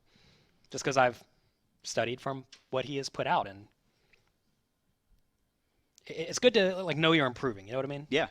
It's good to not just blindly go into something with confidence. And when you can discuss heads-up strategy with someone like Olivier Bousquet, you're in a pretty fortunate position. Yeah, and I actually tried to bring those conversations to everyone out there. And we wrote it down. He had about a 25-page chapter on heads-up, going through a bunch of hands with various stack sizes, and it's very enlightening to do that kind of thing. I actually did a stream with Olivier, I think it was on Friday, where we went through one of his heads-up games with Tom Marchese. We just streamed it and talked out a bunch of the spots. The match was, I think, something like an hour and a half, and I think we streamed for 2 hours and change going through it. So it was neat. It's good to talk poker with good players. Do you have any view on? Obviously, you're a player who puts out a lot of strategy yourself. You put out a lot of content, which coaches people, advises people. Do you ever see that as having a negative impact on a professional player like yourself in the level of the average player or a casual player is improving so rapidly, where games are just getting so much harder to beat? At this point, there's a lot of free information out there already. Okay. So I don't think I personally am making it much tougher. Maybe I did initially when I started doing this 10 years ago, but. Do you think the players were going to improve anyway? If anyone who is watching my stream wants to come play in my games, I'm happy to have them. You know what I mean? So certainly the $500 games, the $500 live tournaments, and the small and mid-stakes online tournaments are getting much tougher. But people who win in those tougher games are going to move up, and most of them are not going to be equipped to play very high stakes. So, the games are getting tougher, but I don't think they're getting unbeatable. That's what it amounts to. And would you say there's anything you hold back in your training that No. you keep to yourself, or do you just put everything out there that you know? I put everything out there that I know. I mean, that's just not.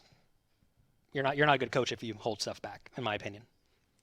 There are certainly players who put out content. I mean, Doug Polks, for example. So we saw the Jason Mercier stream. These are two players who are happy to reveal their whole cards, but they're not comfortable, or not comfortable. They just choose not to reveal their strategy. Whereas some players who probably reveal strategy but don't reveal. I think Phil Galfon's probably a player of that.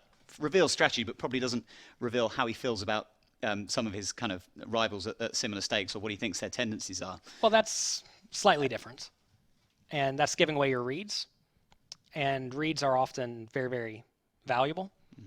And also, the reads are not so valuable to the observer, because what does it matter the reads that Phil has on someone playing 1,000, 2,000 PLO to me, who plays 10, 20? Just doesn't really matter. So you can talk about general concepts that general things players do, but you probably should not. You don't want to out someone as like the bad player. You know what I mean? It's also just not nice. You don't want to be saying people are horrible. You want to make people feel good and help them out. So here we have a spot where Jason has pretty much the nut low and is facing an additional bet by Maria. I'm kind of surprised Maria's not checking back this unless she's planning to triple barrel, because when she gets called here, it's often going to be by a better hand. And when she gets raised, obviously that's horrible for her now, because she has to fold out a hand that could easily be best, especially given there are a bunch of draws there. So good play by Jason. Do you think that shove spot was pretty standard, or do you think that's sort of a genius? It's probably better than calling, because if you call, how are you going to win the pot on the river? It's going to go check every time, and you're just going to lose with your 6 high. So if Jason does want to continue there, he should often just shove. Don't forget to follow us on Twitter, folks, at GPL. Also use the hashtag GPL, where you will be enlightened on the conversation. Also the conversations regarding the Ghanaian Premier League. You know, you can tweet to a lot of the players on the Global Poker League too. So you can tweet at GPL, ask them questions, give them your opinions. But also, I mean, if you tweet at me, I'm happy to reply to everyone who tweets at me if they ask questions or whatnot. And yeah, you can also tweet at me, guys. Lord_Boothby on Twitter. That would be your name. There is a backstory, which I shan't enlighten you with tonight. But maybe you know. Maybe tomorrow. Next time Byron Kaverman's in a hand, we can go into depth on that one. You love the needles, huh? You just stick them right in. Hello, Byron. Yeah, you know, you gotta examine players' tendencies here at the GPL. Don't forget to download the app, guys. Available on Android and iOS. GPL TV. Get the GPL on the go. Watch live. Watch highlights. Get the standings. Get the upcoming matches. Access the merchandise store, which just went live today. You can get a Las Vegas Moneymakers shirt to represent your love for the best team on the Global Poker League. Here we have Jason Mercier with a bad draw. This is an interesting spot because kind of like his 6-5 offsuit, if he check calls out of position, quite often he's going to have a tough time stealing this pot. So I think he should shove. And sure enough, he does shove. So good play. Jason up over the 100,000 mark. Looking like he's going to fulfill the prediction by commentator Boothby. Oh, he was your pick? For the first game. Man, oh man. Man, oh man. I'm just the worst at picking. Who do I not want to win? Let's see. We do not want San Francisco or the Rounders to win next time. I'm going to pick Jason Mercier for next time.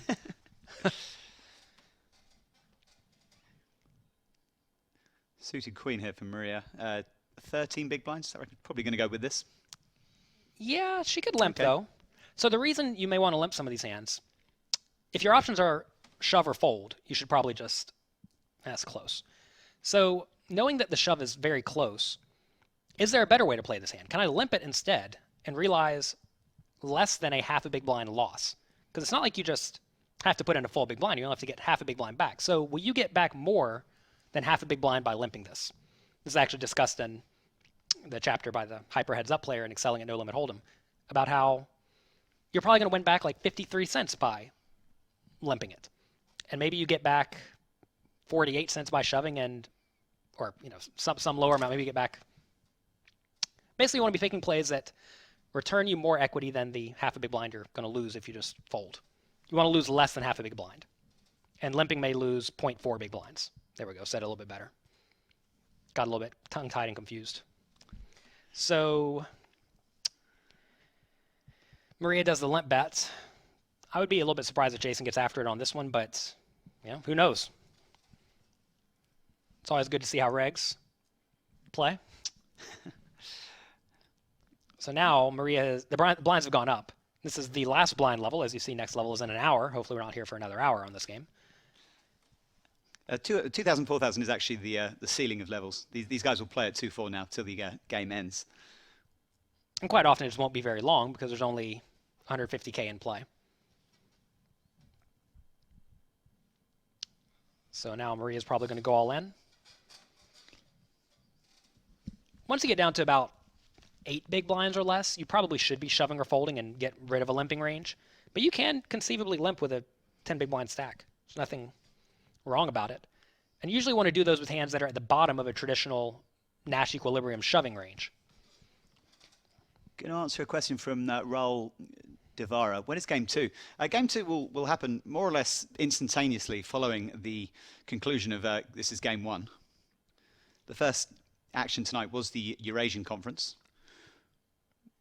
We saw Dominic Nietzsche take down the first game of that match. And then promptly bust in first on the first game. And then Guodong took down the second game in his palace in Macau. If Maria gets out of line, we may see some trouble, but that is just a good fold. Guo had a sweet statue in his, poker area. Then it brought him some luck. Yeah, who I wrongly predicted was Queen Victoria. Yeah, it was not Queen Victoria. Well, maybe it was. She just dressed up. I could only see the nose at that point. Here we have the all-in and a call. All-in. Queen 5 against King 4. They may send it to Maria. Jason's going to need a queen or a 5 here. Or a 6. They just give it to him right there on the turn. Oh, wow, so unlucky for Jason. Misses a river. Double up there for Maria Ho. These two will continue sparring. Jason probably realizing he needs to sit out from his 200-400 mix game while he puts Maria to the sword. Notice here, Jason's actually in time bank trouble to some extent. 3 minutes left. 3.5 minutes left. I guess that half minute could be very relevant. So now notice sacks are 15 big blinds or so. Just a hint more. Some of these players may again elect to do a limping strategy, but Maria decides to raise this one.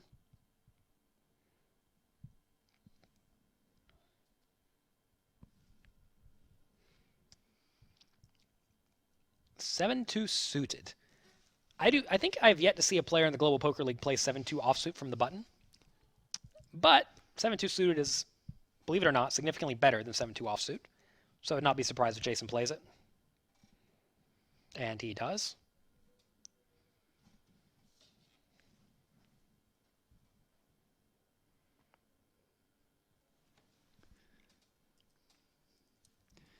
You can also like our Facebook page, guys. A lot of content getting shared on there. All the highlights.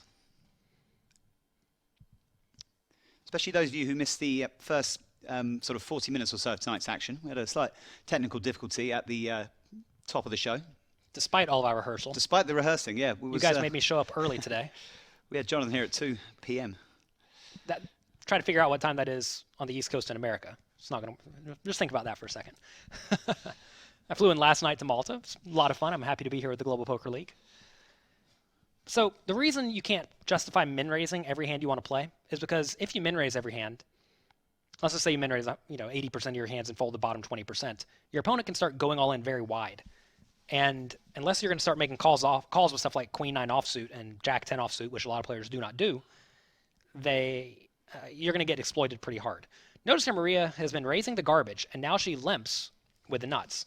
Let's see if this gets Jason. Jason, take the bait. Thought you were rooting for Jason. He's going to take the bait. I am rooting for... Well... He did take the bait. When will the 7 come? That's the question. You just like a well-laid trap. I like a trap. You want to see someone fall right into that hole. 7 needed for Jason, or he's down to crumbs. This is actually very good for me and the Las Vegas Moneymakers because we want the LA Sunset to win. Let's go, Maria. Well-laid trap by Maria. And nicely done. It's interesting that Jason fell into that one, given Maria had raised the previous few hands. If Maria had limped a few of the previous hands, I would certainly not fault him at all for falling in that trap. But given she had raised something like the previous 3 or 4 times, you should at least have some alarm bells going off if they limp for the first time after raising a few times previously. So here, tiny stack all in. Well, it looked like it was going to be curtains for Jason, but he's hit the jack on the turn. And that's a deuce. So well, Jason will double up there. We continue sparring. Jason's a fighter. To answer the follow-up question by Rahul Devira, how many minutes break? Just a couple of minutes, Rahul. Yeah, how many? I have to pee. Well, he has to pee as well. Well, that's what he said. I was just reading and saying what I'm thinking. you and Rahul can pee together. Wow, great. 4-2 offsuit is probably a fold here. It's close. It's close. Feels like he's got too much in. He does have quite a bit in. There's the 4, up and down for Maria. Wow, Maria, no, she has nice 51% equity on the flop. 2 overs, 2. That's a brick. Jason could be up to 30,000. That's another brick. Wow. What is the biggest comeback we've seen on the Global Poker League? Do you know? Eric probably not knows. Off the top of my head. Eric Dani, tell us what the biggest comeback is on the Global Poker League. Give us a call and let us know. I remember one time I lost a sit and go a long time ago where I had 15. My opponent had 15 chips. And I had, I believe, 9,985. So that was a lot of fun. I know Olivier Bousquet won a World Poker Tour event one time where he had a 20-1 disadvantage. His opponent was partying like a maniac and getting drunk and having a good old time, and he won. Okay, Jason deciding to shove the 7-5 here. Picked up a 5. Going to need to get lucky on the turn or river. And we could be seeing an end to this game. Is he going to hit a 7 or a 5? Come on, on, the river? Miracle. And no miracle. there bricks out for Jason, and he's going to have to settle for second place, and I'm going to have to settle for a wrong prediction. Or That's pretty close, though. You know, that's pretty. I'll take that. Second is quite solid. Anyway, so Jason Mercier can be beaten. He put in a pretty solid performance there. Didn't really get too out of line. The rumours were circulating that he, had a few tables open. We don't worry ourselves with that kind of stuff on the GPL. Interesting game there. I guess the first talking point would be the demise of Scott Ball. That explosive opening where he flopped a set of sevens against Xuan Lu, and then it just absolutely collapsed. Maybe you could fault Scott. Maybe you could fault Scott for not betting the turn against Xuan, where he flopped a set, got a call to bet on the flop, did not bet the turn, and that allowed Xuan to not go broke. And if he busted on that first hand, now Byron can't come back in the game because he showed up late. Xuan's out.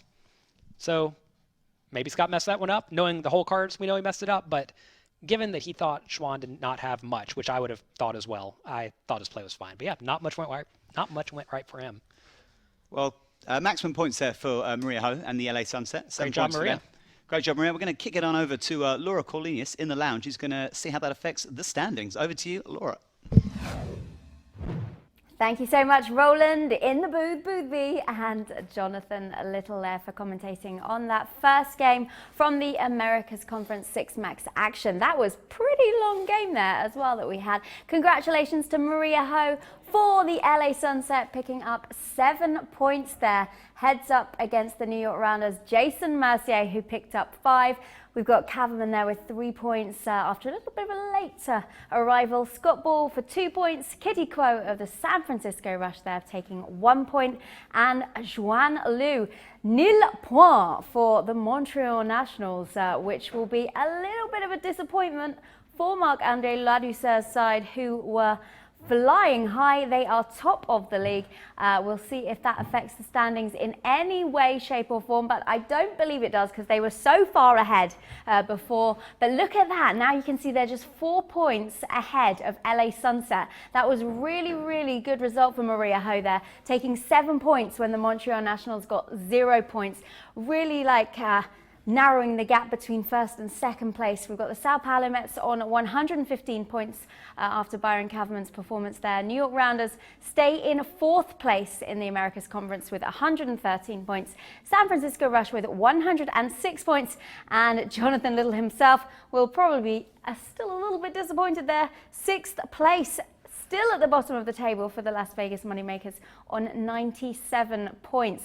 So those are the standings for the Americas Conference, but there is still one more game to play. There is one more 6 Max game coming your way in the next few moments. It's going to be exactly the same lineup as we've just seen. Can we see what happened in the Eurasian Conference, where Guo Dong came in 6th place the first time, and then he managed to turn it all around and come first in the second game? Will Xuan Lu be able to do that for the Montreal Nationals? We're about to find out. Back to you guys at the desk. Thank you, Laura. One more game left tonight. My name is Roland Boothby, still joined by Mr. Jonathan Little. We were talking before that last game, Jonathan. We said this had to be the night where the Las Vegas Moneymakers got over that 100-point mark. 2 points, bit of a disappointing show after the start that Scott Ball made. Can you guys pick up the 3 points in this game that's going to take you over that threshold? Well, I'm pretty confident we can get at least 7. Probably only 7. Only 7? So the answer is yes. Okay. We can and we will. And tonight's not the only night. If Scott Ball decides to let his team down and make Chris Moneymaker sad, there's always next week. And heads up on Thursday. But he's not going to let us down. Scott Ball doesn't do that. Scott Ball's been carrying things for the Las Vegas Moneymakers. As Eric Dennis enlightened us just a moment ago, 70% of the Moneymakers points coming from this gentleman here and Mr. Scott Ball. We've got Scott Ball again, so things are looking promising for the Las Vegas Moneymakers. They can just, if they can just hold with hands like Ace 10 against Ace 8 and things like that. That's hard. Going to get to the game pretty soon, guys. Going to have the same lineup as we had before. Jason Mercier having settled for second place there. Anything in the previous game that surprised you from any of our guys? Didn't see much from Kitty Kuo. Well, Kitty had no cards, as she said. She did not. Kitty let us know she had no cards, and it was tough. I was really impressed by Maria's trap heads up with the Ace King. Very impressive. I mean, heads up, really, things went her way. She applied pressure, stole pots with her garbage, and then she got the nut hand, ace king suited, limped, got jammed on, and then she won. Off to the game we go. All right. It's going to be sweet. Oh. Hi, Xuan. It will be much hype, much wow. So 2 good hands right off the bat. Scott Ball. Let's go ahead and bust Byron on the first hand. Those Like goofs in the background in Xuan Lu's house. That's what I want to know. This is going to be unnerving to watch. Who are those absolute goofs? Let's go ahead and 3-bet and get it in versus Byron. You know, if you watched poker 4 or 5 years ago, you would see Scott Ball 3-bet, Byron 4-bet, Scott Ball 5-bet, Byron be all in. But that's not the world That's not the world we are playing in anymore. Byron's just going to call, and he's going to play a small pot. R.I.P. Max Heinzelman. Take a look at this big 3-bet by Scott. Probably not such a bad play versus Byron. And I imagine Byron's going to call and try to flop a set. Let's not continue to treat Scott Ball poorly and let Byron flop a set. Yeah, 10-8-4. King 7 deuce. All right, so maybe Scott will tell us what he's going to do. We don't need a bit much here again. So we're pretty small.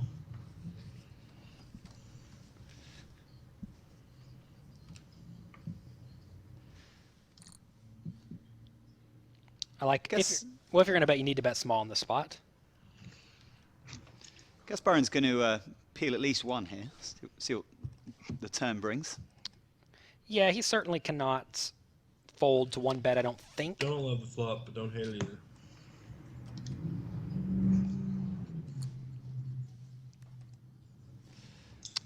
That's an interesting card here.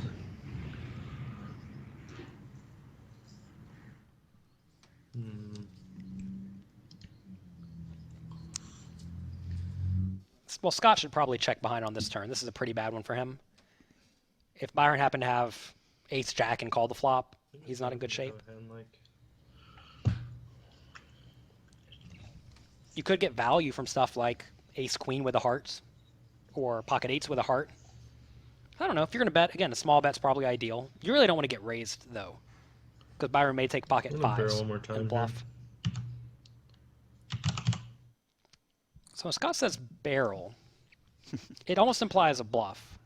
I don't think that's what he means. I'm just not sure he has a very clearly defined reason as to why he's betting here. This is definitely a thin value bet. Is he getting any better hands to fold? I don't think so. I mean, a jack's never folding, right? Yep. So he's clearly value betting. He's expecting to get called by some worse hands, like ace of hearts X or pocket eights with the 8 of hearts, stuff like that. He's also betting for protection, which is, you know, sometimes a good play and sometimes not, and no limit hold'em, because usually you're not protecting versus very much. If he knew what Byron had here, he would certainly bet. Because right here, notice he just pushed Byron off of 28% equity, right? And if you can just make a small bet and get Byron off of 28% equity, that's fantastic. So in that spot, maybe it does make sense to bet. But I think that's only if you expect Byron to be somewhat straightforward. Definitely going to be defending our hand to a single raise. Hello, Xuan Lu. This kind of changes things. We could choose to put in a code 4-bet, but I think after what happened last round, let's take the lower variance line and not play a huge pot in the first hand that we're in. So Kitty got the best hand she's seen all day. Ace-10 offsuit. Takes it down. Actually, she had King-6 once, I think. King-6 is pretty good, too.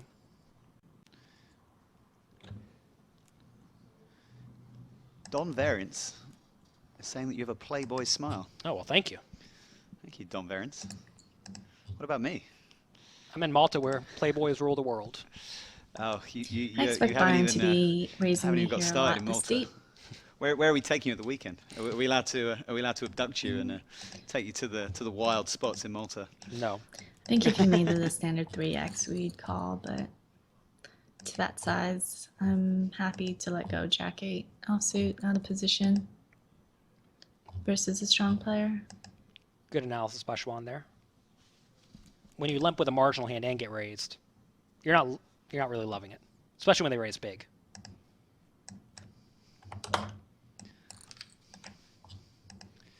King Jack off. Oh, that was the Xuan. first hand. 8s and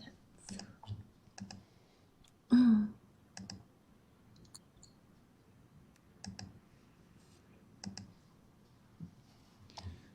Happy to just check this back. If it gets checked to us, king high is often the best hand here.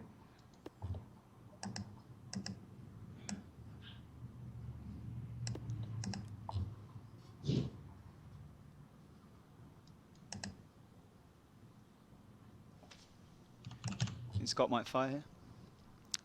This is a pretty rough spot to fire in Scott's shoes because ace high is never going to fold, and any marginal pair is never going to fold. And also a lot of hands like, well, king 10 that would get checked back just like king jack did are often not going to fold.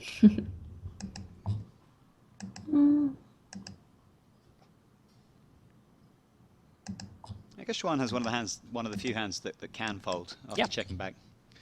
Oh, but she elects to call. I guess Scott will give up on this river card. I mean, I would assume.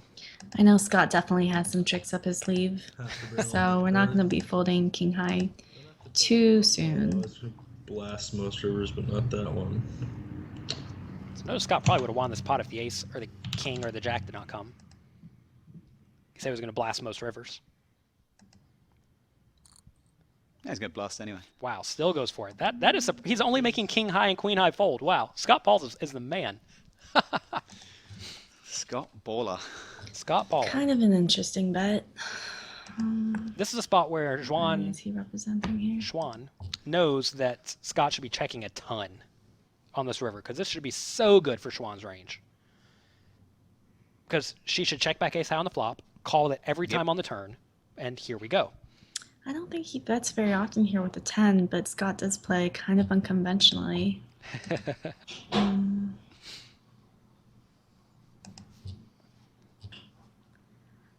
mean, I guess we just fold. Wow, Scott Nice. Ball. Not very Nice play by Scott Ball there. I wonder what Xuan does with a bad ace there. I suppose she just calls, right? But the difference between her hand and a bad ace is actually not that big. Yeah. Because she either has it or she doesn't. Although, to be fair, she could have a 10 in that spot. Just always call. So I don't know, that's interesting. I wonder if that is the top of her folding range or if that's just well within her... Like, I don't know. I guess I'm trying to figure out what is the best hand she's folding there. And I'm not sure if that's exactly it. This is a pretty similar texture to when we 3-bet into Jason and Scott the first match. So hopefully this time it'll work out better for us. Wow, she is reliving the exact same thing that happened earlier, where she had king-queen on king 7-2 or something like that, versus Scott Ball's pocket 7s on the first hand of the last game. She didn't go broke that time. I don't think she's going to go broke this time. She has Jason on the hook, though. Jason's certainly going to be sticking around to see a river card.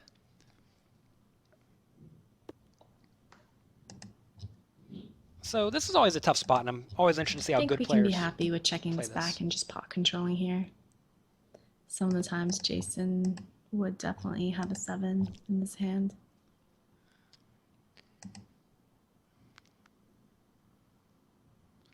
Jason's elected to check river here. Oh no. Okay. There was a check mark next to his name. We're not folding to the size. And The one problem with checking back the turn in Xuan's seat is that she now allows Jason to bet whatever amount he wants on the river, and she has to only call. There's no value in raising there, or very little value in raising. And notice there, Jason got off the hook for 700 chips.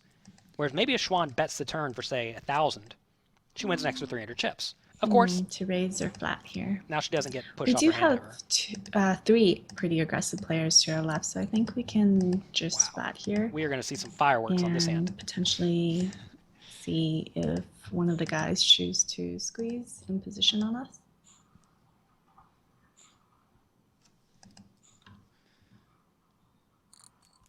There it is. very interesting that a justification for flatting was They just trying to can't help induce a squeeze themselves. behind. Yeah, that's just a good strategy. I'm going to say this ahead of time, but sorry, team, if we end up with 0 points again. You don't need the points, Xuan.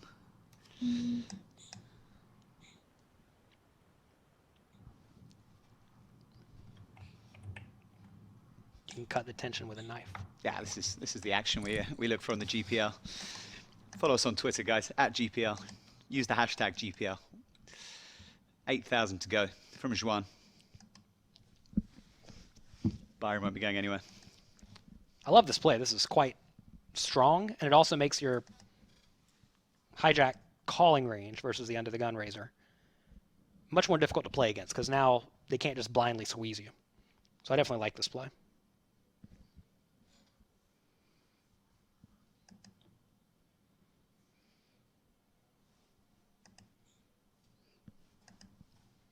What are you thinking, Byron? No one knows what Byron's thinking. Could Byron be contemplating some kind of hero fold here? Nah. So the problem with folding this is if you fold this, you're folding everything besides aces and kings. And if that's what you're doing, you are just so incredibly exploitable. So for him to fold here, he basically has to assume Xuan is never out of line and also never playing a hand like ace king this way. Already, we'd be happy with any scenario, obviously. I don't expect anyone to stack up here with ace queen, so we definitely are gonna have to win this flip. If they choose to go all in, if either of them choose to go all in versus us. Solid analysis. I think he's just thinking, am I more weighted towards ace king or a pair that's better than his? He may also think she has some pocket jacks in the range, maybe. Maybe some pocket tens. Probably not with stacks this deep, but you know, it's always a consideration. Because even though we do see these players playing on the Global Poker League, these players aren't like keenly aware of exactly how each player plays in various scenarios.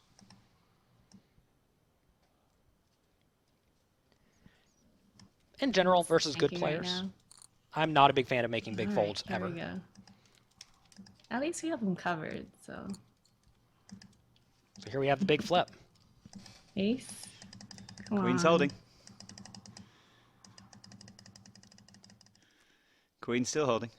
It's a really bad card for Xuan. Clover no good for Xuan. There it is. Cut down to 3,500 chips. Huge double up for Byron. That sucks. It's another example of a spot These where things are hard. Xuan did nothing wrong, and you know she's finds herself with a short stack again. That is tough.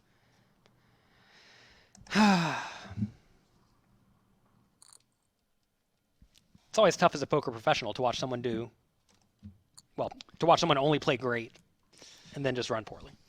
And you know, it happens. It's what we signed up for. Don't forget it's what we signed up for. A lot of people forget that whenever they play a poker tournament, this is what you wanted. Wow, so they give it to Scott Ball again. Here for Scott Ball. Game one, he had Xuan set up with King Queen. Now he has Kitty set up with King Queen.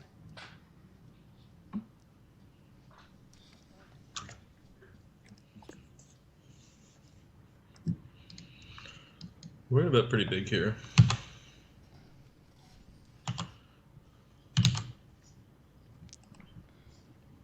I like this. This is a good strategy that will pick up the pot a lot of the time, just betting big in the spot. If you are going to do that, you also want to do it with your nut hands. Essentially, when Scott says bet big, he means 2/3 pot. I'm thinking more like 5/6 pot. Kitty calls. This is a spot where Kitty has to be very cautious because Xuan has almost no chips. So she really does not want to go broke before Xuan goes broke. So be careful, Kitty.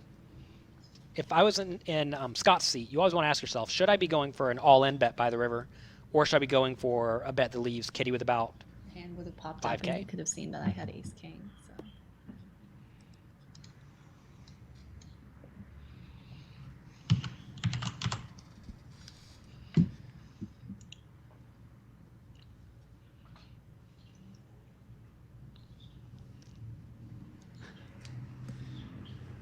Go and check back. That is an awful river. Should go check here. Wanted to Pretty check rough back run out control for size Scott of the Ball. pot, but it didn't work out.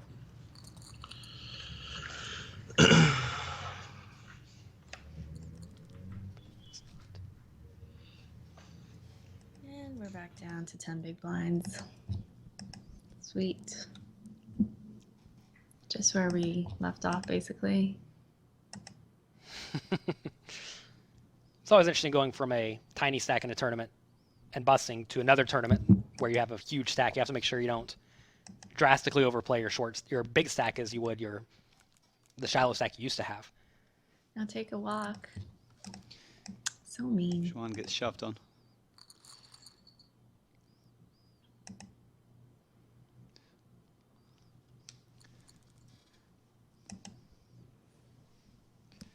So Scott Ball under the gun with 5-4 suited. I would not hate a raise there. But of course folding's fine. Haven't seen much from Maria Ho so far. She's pretty content to play snug. Well, last game it was Kitty who got no cards. Now Maria's getting no cards. Nice position to be in, having locked up 7 points from the previous game. And to be fair, we're on hand number 9. Oh yeah. Feels like slightly more. Okay. Very small sample size. Well, we had that one very long hand from Byron. Oh yeah. That eats the clock a little bit. Maria's getting a bit of TV time with the King 3 off. Imagine she's otherwise engaged, I would have thought. She's planning a little move from the hijack.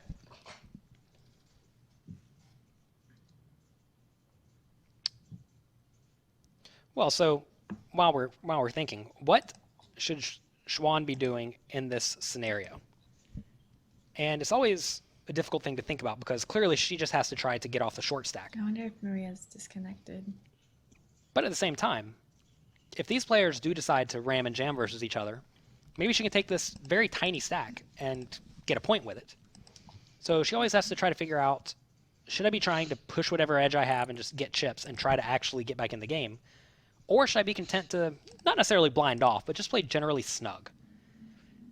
And I think against these players, you probably just want to try to get chips and win the game. But, you know, if you are at a table where people are playing very aggressively, then you can at least consider it. Consider playing very tightly to get a point or two. Double gut shot there for Kitty Quo. Takes it down. Any thoughts coming in on the Twitch chat, guys? Any questions for Jonathan Little? Fire him away. As you can probably gather, this guy knows his poker. Any form of strategy, question or sort of general questions, fire them in. Join the conversation on Twitter. Use the hashtag GPL. Follow us at GPL. If you want to get involved. So right here, Byron is likely going to apply pressure. And this is a good example of a spot where maybe Xuan, by playing a little bit snug, will have these opportunities come up. Where notice now, if the flop comes queen something something, or king jack something, Kitty could easily go broke. And that's obviously fantastic for Xuan. So not this board, okay. But imagine it was the opposite, where it was queen 6-6. Now Xuan gets a point for effectively free just by being a little bit tight. This happens a lot whenever you're on the bubble in a live poker tournament or online poker tournament where you have, like say, a starting stack when average stack is 9.8 big blinds. And your starting stack is not worth very much at all. You're not going to win the tournament most likely, but you can get in the money. And getting 1 point in the Global Poker League is kind of like getting in the money. Well, this is good for Kitty now. Let's see if Byron tries to get her off of ace high. I imagine he's not. I think this is a pretty sweet spot for Kitty to check. If Byron has ace high, he's probably only going to put in one more bet no matter how the hand plays out. So you don't really care if you get it on the turn or the river. And if he has garbage, you really want to keep him in. And if he has something like a pair, you're probably only going to get one more street of value from that as well. So it's a pretty sweet spot to check behind, I think. But, you know, betting the nuts is never bad. That's just a spot where when Byron checks... Right. Hopefully it gets floated to us so we can go all in. When Byron checks the turn, he very often has a very marginal hand, so it's hard to get full value. We still might actually have to shove here if Kitty opens. It's pretty close. Xuan contemplating actually laying down the ace-10 here with 5-ish big blinds. I think I would have been all in with that one. I mean, I just gave a reason for being somewhat snug, but at the same time, ace-10 I think is falls in the too good of a hand category. Like ace 9, I think could easily be a fold. I think her hand was right at the bottom of the playable range, but you know, it's yeah, and also there's no, I mean, playing a sort of fold every hand strategy doesn't even, I mean, it doesn't result. You can't guarantee someone will bust, and also they'll be playing tight in the hoping that you're going to bust. Well, you say that, but what we're really seeing is the bigger stacks are just applying pressure to the small stacks. I mean, we just saw Byron do it, and now we see Scott Ball doing it in a very similar spot. But this is another example of a spot where you're just dreaming and hoping it comes ace, queen, queen, or something like that. Wow, hello, Kitty. Zing. Kitty was complaining about no cards in the first game. Now she's had a full house and a flush. She's dong-guoing this game. Full house and a flush in 3-bet pots. What more could you ask for? Go ahead and give her the straight flush for fun. Let's just get them all out of the way. Scott's in with the unfortunate 0%. How creative do we want to be here? Yeah, it's hard to have 0% on the flop. I mean, if Kitty has a hand like feel like Kitty King just Jack hasn't with done no it diamond, it's an easy fold.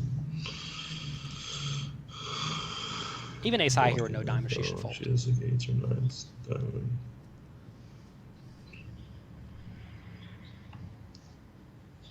This is a tough spot for Scott. It's an atrociously bad flop for him. And he has virtually no equity to improve, and as we see this time, he has literally no equity to improve. So I don't mind his give up. This is, again, another spot where Scott's often giving up or going to put in only 1 or 2 bets. So I don't hate checking back in Kitty's spot, but I like betting this one much more because it's easy for Scott to have pocket, well, I guess like pocket 9s with, you know, a diamond and he'll call. Or even a hand like king, queen, and he'll call with a king of diamonds or something like that. So that's the spot where I think betting is perfectly acceptable. I played my buttons a little too tight last game, so no about. Albeit. A couple of people asking about Xuan Lu having Twitch on in the background. She has got the delayed feed on in the background. Get moved? Are we all in the same spot? No, Xuan. I don't think they did. So king 3 suited in that Jonathan's spot. gonna be so happy I folded a king. It's funny he says that because I was actually about to say he could probably raise it. And the reason for this is because Xuan is so short stacked, right? None of the players are going to want to play huge pots.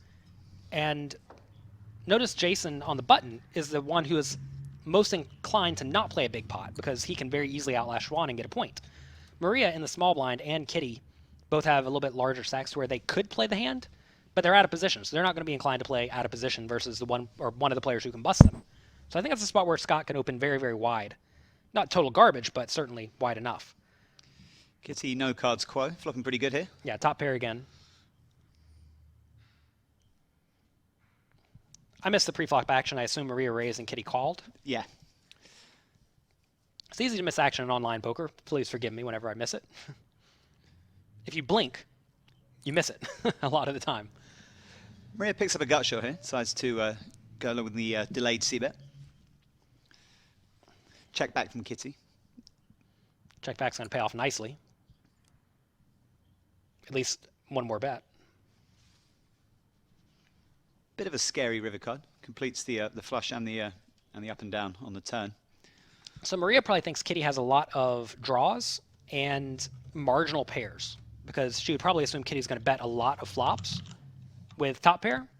So for that reason, I would not be surprised if Maria bluffs this and Kitty's going to snap it off, I assume. Maria does go for a big bet on the river, which is very nice. This bluff needs to work about 45% of the time, give or take. And it probably will. I don't think it's going to this time, but I think it probably will.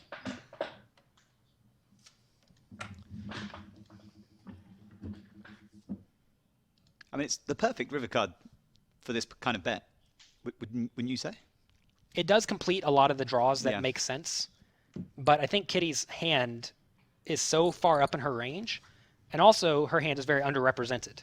So anytime that those two things are happening at the same time, you're at nearly the top of your range and you're underrepresented, probably going to be all in this hand. You shouldn't be folding too often. So Scott Ball's going to raise, and Xuan's probably going to have to go with it. Notice she's down to 3.5 big blinds left in her stack. Interesting spot. She could conceivably call here, and not shove, because when she shoves, she's often getting it in marginally. We see here she's getting it to 60%, which you'd be happy to have that happen. But a lot of times she's going to be getting it in behind when she calls. So if she calls and the flop comes, I mean, I don't know. There aren't too many bad flops for her exact hand. So she does get to go for the stop and go. Scott doesn't care. That seems pretty. Scott just pops right in there. King I beats Queen I. King on the river seals the deal for Xuan Lu. Going to double up to 6,000. 10 big blinds.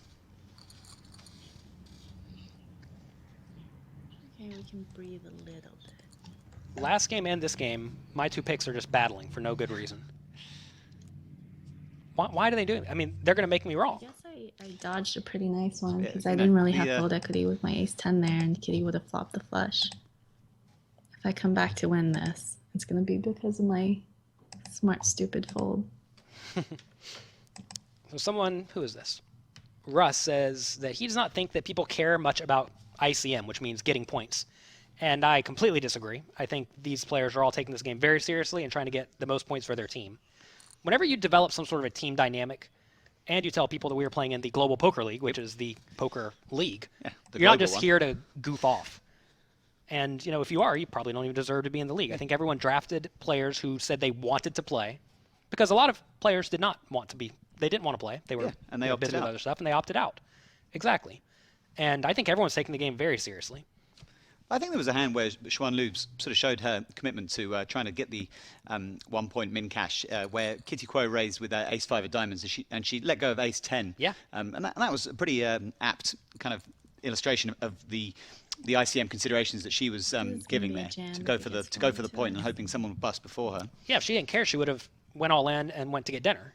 But instead, she's still sitting here grinding out a 10 big blind stack because she cares. Folding the ace-10 with 6 big blinds. Right. And, I mean, all these players care.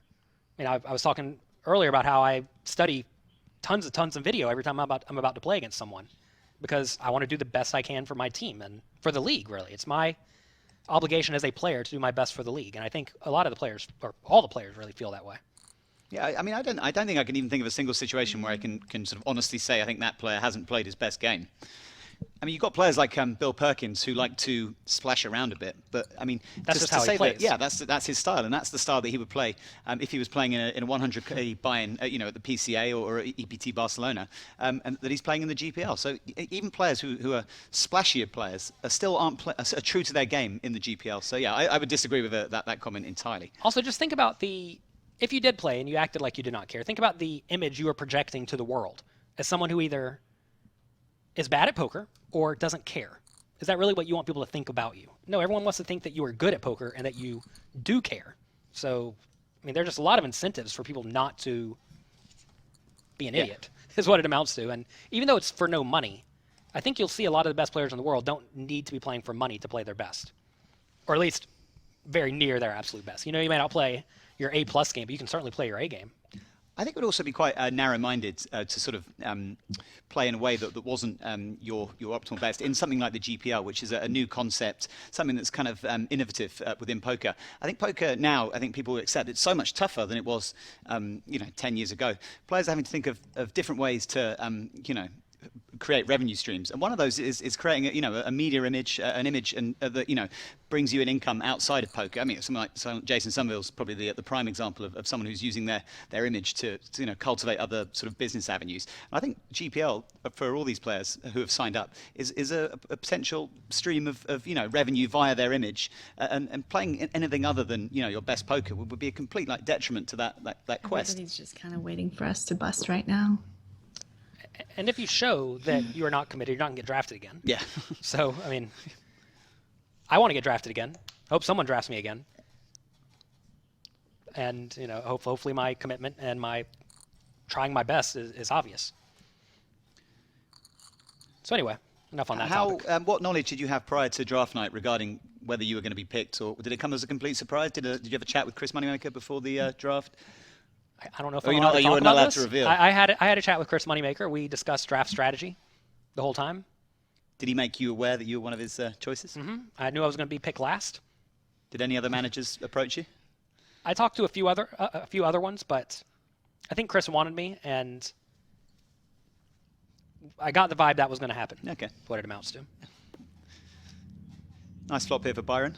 Middle pair. It sure is scary knowing you're going to get picked last, though, because what if he just doesn't? Yeah, I mean, and also it can happen that a top player doesn't get picked, and then he scoops me up. Has to, scoop him up on the final round. Well, I mean, I've worked with Chris. I mean, Chris was also part of my Excelling at No Limit Hold'em book, and he knows I can work hard, get projects done, and I'm a good worker, is what it amounts to. And most people who have actual experiences working with me recognize this, and they want to work with me. So, I mean, Jonathan, I've been working for you for about 5 hours, and I can see that you're a man who likes to graft. I thought I was working for you. You're not the boss? You're not working for me. Oh. I mean, I'm a janitor. What can I say? Well, now you're the boss, man. If you want, you can come and help me clean up after the show. What's your name on Twitter? Lord _Boothby. Lord Boothby. It's ironic because I'm a janitor. I understand now. I mean, what janitor's going to have Lord in his Twitter name? So interesting spot. It's just gotten checked down. This is a pretty standard spot to check down. Kitty perhaps could bluff the river, but it's on Byron now, and Byron's not going to value bet, I don't think.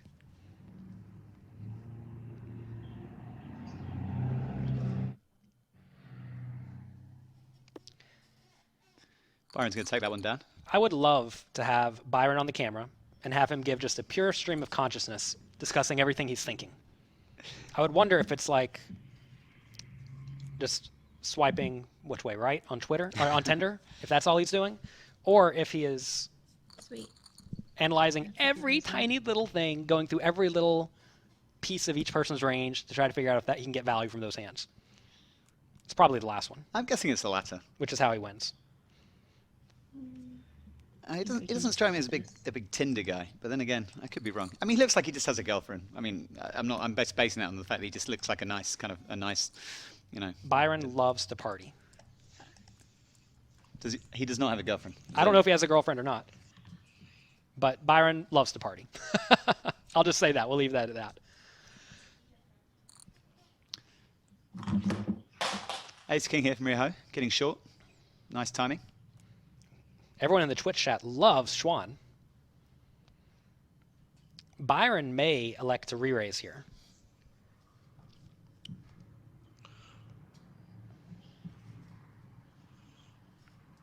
I wouldn't be surprised if Byron gets after it in this spot. But he does not. Good discipline. Bingo for Scott Ball. Outflops Maria. It's getting a bit short over there. This is a spot where Maria's probably just going to be checking behind and not stacking herself. I think you'll see some players in smaller stakes games just vastly overplay. Interesting. This type of hand. I want to keep in her ace high. So. Good assessment by Scott. Pretty safe turn card. That's third pot. Definitely a spot to bet small and try to get called by a bunch of stuff. And he does. He succeeds. Go ahead and check.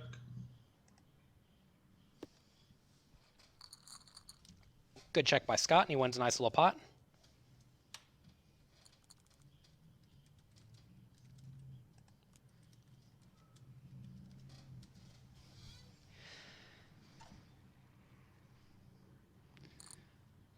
Ace Jack here for Kitty Quay. Sitting on a pretty healthy stack. Oh, shoot. It's like she's. I totally did not see Kitty open this. Well, now she needs to get there. Now she needs to hit a king or a 9, guys. So Xuan lose a bit of a. Oh, well, here we go. Hi, King. I just opened up the GPL Twitch page to read what everyone's saying in the chat, but I'm glad it worked out for us. And I was totally dead on the jamming turn for open. Kitty. I'll take it.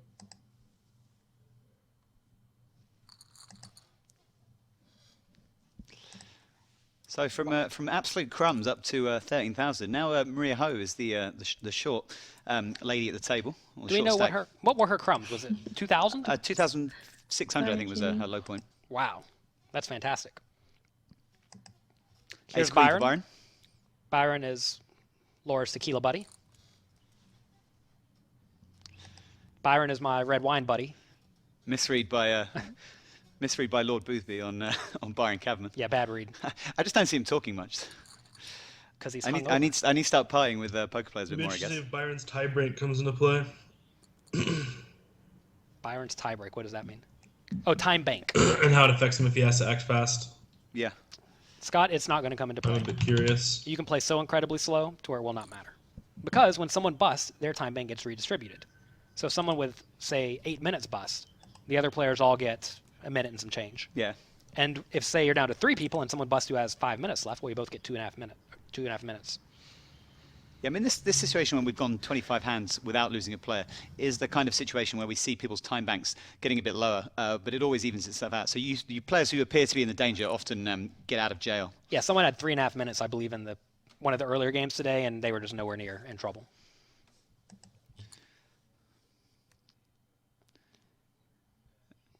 I was talking about time bank. Scott bet this flop? Scott bet. Kitty called. Or vice versa, perhaps. Well, Kitty defended big blind.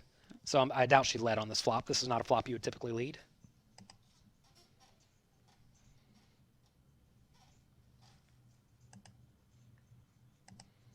Scott Ball considering a bet again. I'm not a big fan of that. Unless he thinks he's going to bluff out pocket sixes.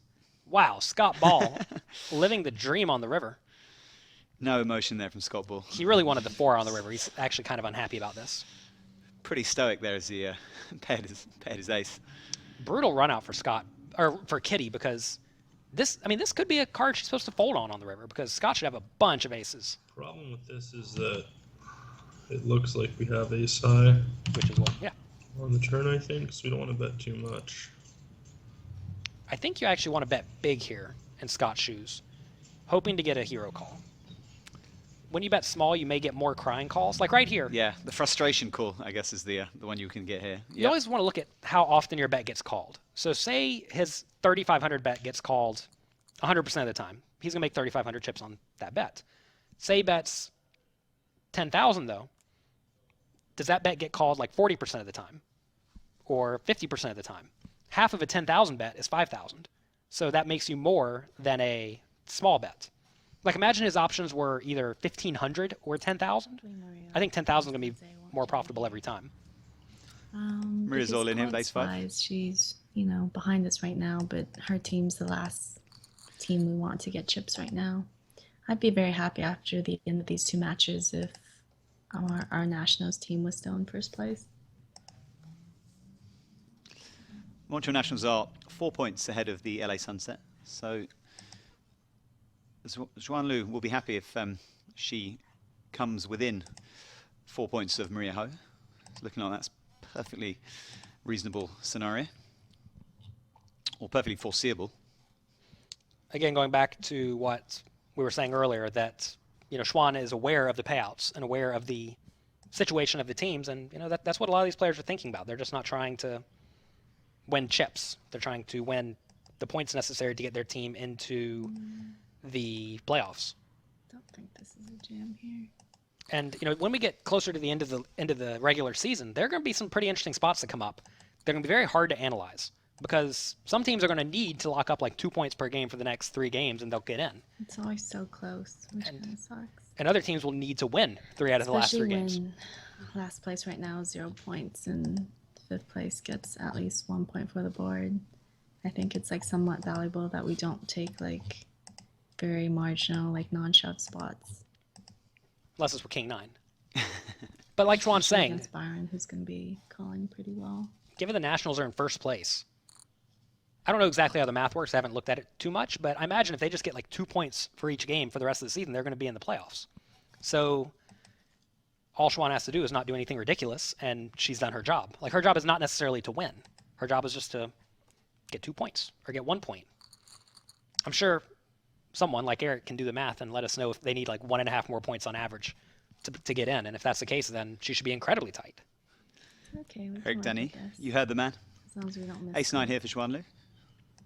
Yeah, Eric, I don't know if this is possible, but I would love to know the average amount a team will get in the playoffs with. Or the lowest amount that is likely to get in the playoffs. Maybe with some standard deviation if you want to do some real math. Some difficult math. Let us live.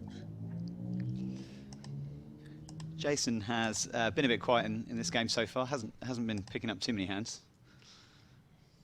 Fully engaged, I'm sure. Not sure what he's thinking about here. Come on, Jason. You like the go word back to engaged. Are you the going to try to get engaged soon?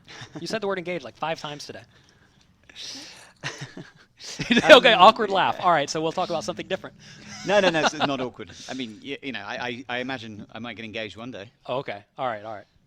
Now we're down to 10. Just You like that word? over 10. It's a good word. Nothing wrong with the word. I think sometimes you use a word more often than not on a particular occasion for no particular reason, and it just sort of keeps rolling off the tongue. Or because you want to be engaged. Griffin Benji used to be a fan of the word slew.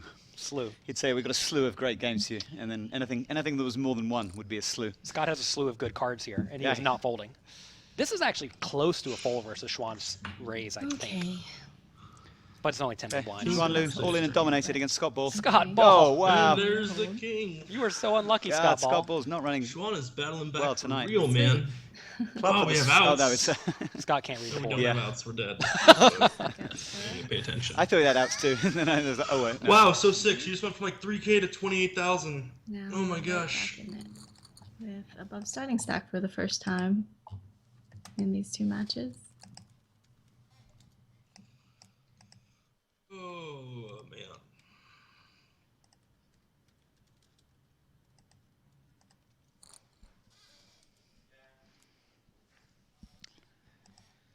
Okay. Byron's kicking it off here with the King Deuce of Diamonds. Sick. He's leveraging his chip lead. Xuan's on the comeback for real. And yeah, Maria Ho laying down the Queen 10 suited there. It's a tough spot to play from the small blind. Yeah. If you watch a lot of these Globe Poker League games, you will see a lot of players are very, very tight from the small blind. And that's just because it's hard to play from the small blind, and you have the worst position at the table. Because after the flop, notice if you check, the big blind's going to call a lot when you call. The initial raiser's going to bet, and now Maria has to act before Kitty effectively acts, because Kitty's not going to lead very often. This is called relative position. I guess you can call it many things, but this is a spot where Maria would have to act effectively first after the obligatory continuation bet. And then she has to be worried about what Kitty's going to do behind.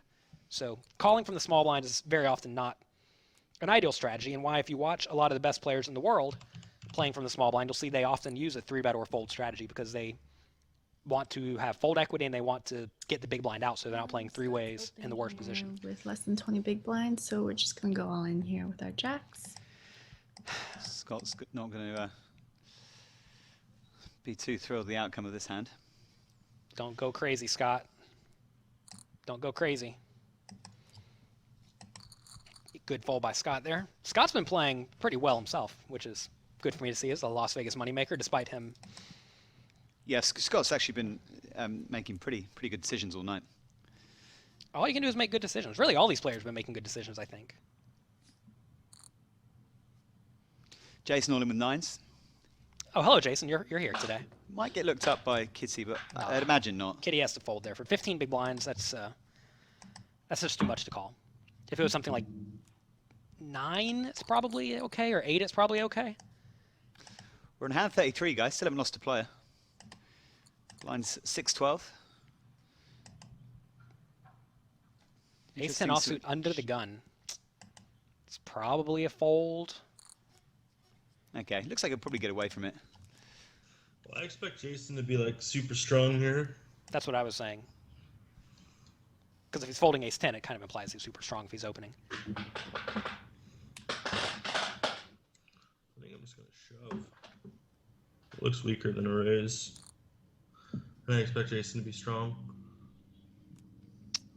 It's actually a good thing for Jason to have a folding range out of his initial raising range, though. A lot of people think if you're raising, you have to go with a lot of your hands. But it's okay to fold out the bottom portion of your range whenever you get shoved on.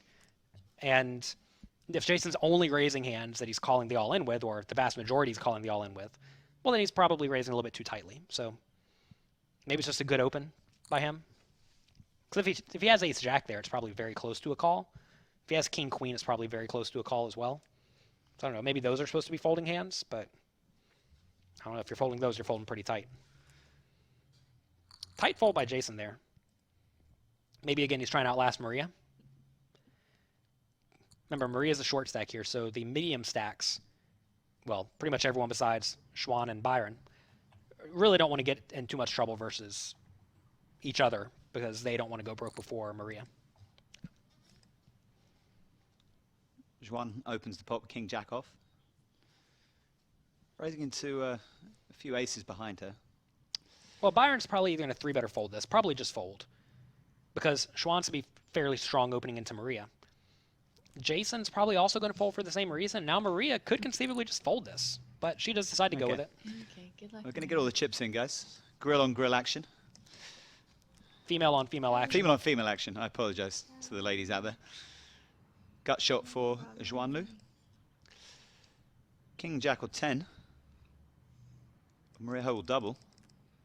Wow, I was kind of expecting the 10 on the river there. Yeah, I thought one of the we might have a picture card roll off there. But Maria's going to double to almost 19,000, and we continue on. 37 hands, still have a lost a player. I was feeling really good about the king jack in that spot. Not this hand again. Not this hand again. Xuanlu complains about getting ace king suited. She must run well. King 10 offsuit's the spot that I'm probably just folding this with these stacks with Xuan opening under the gun. I mean, you really just have to be careful against people who have no real reason to be opening to open. And it's not like Xuan's just going to be on monster tilt or anything for losing that hand.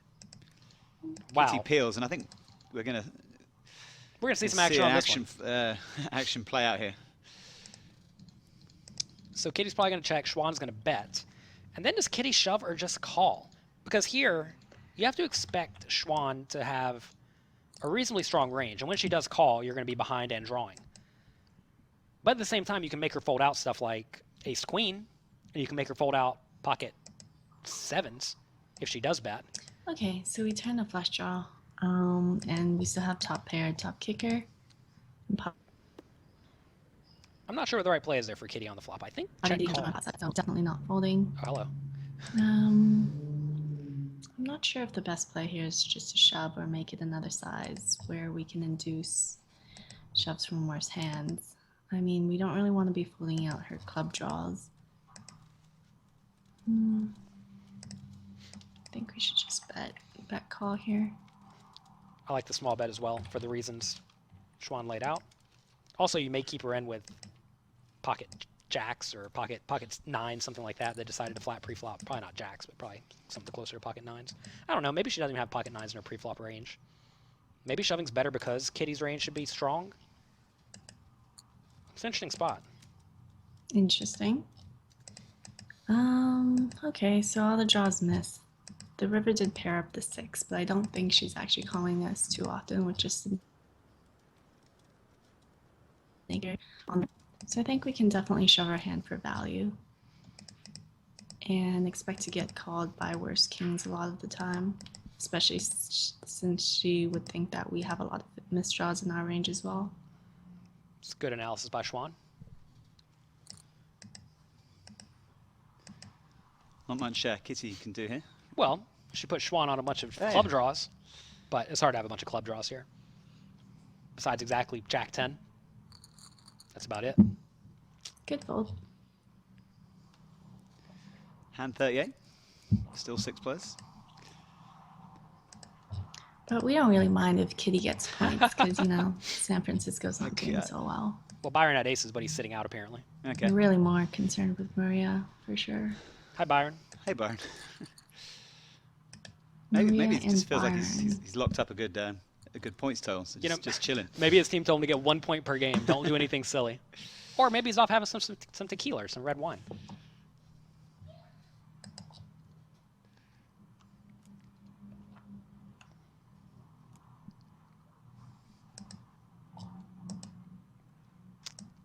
Eight-6 suited. Byron snap check. So Byron's sitting out. So this is something you can look for when you're playing online poker. When your opponent instantly does a bet, and that's what your site does whenever they're sitting out, min raise. He had the auto fold. I feel like Xuan wouldn't have minded some action on that board. Yeah.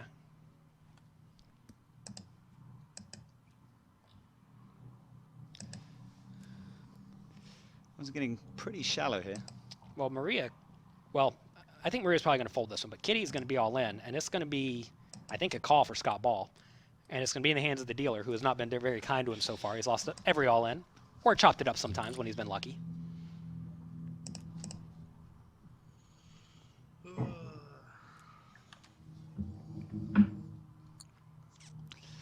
Okay. Will the tides of fortune change for Scott Ball? No. No help there. Just give us a 10. Give us a queen. Make it fun. Oh. King or 10 needed for score. He's down to 13k. And he doesn't get there again. So that's be so demoralizing. Scott's Ball's face telling 1,000 words there. Hasn't been his night in all ins. Get there eventually. Oh, That'd be nice. God. He's so depressed. Would be the dream. Oh, Scott's been crushing it on hands that have like played out, or not got to showdown. That's pretty much it. He has won like every big pot that has not gone to showdown. But if we get to showdown, he is both screwed. Scott and Jason have stacks where after we open, we should be calling them. But because Byron's the only one who has this covered, and he has position on us, it kind of makes it a not so desirable open. That's a very good result.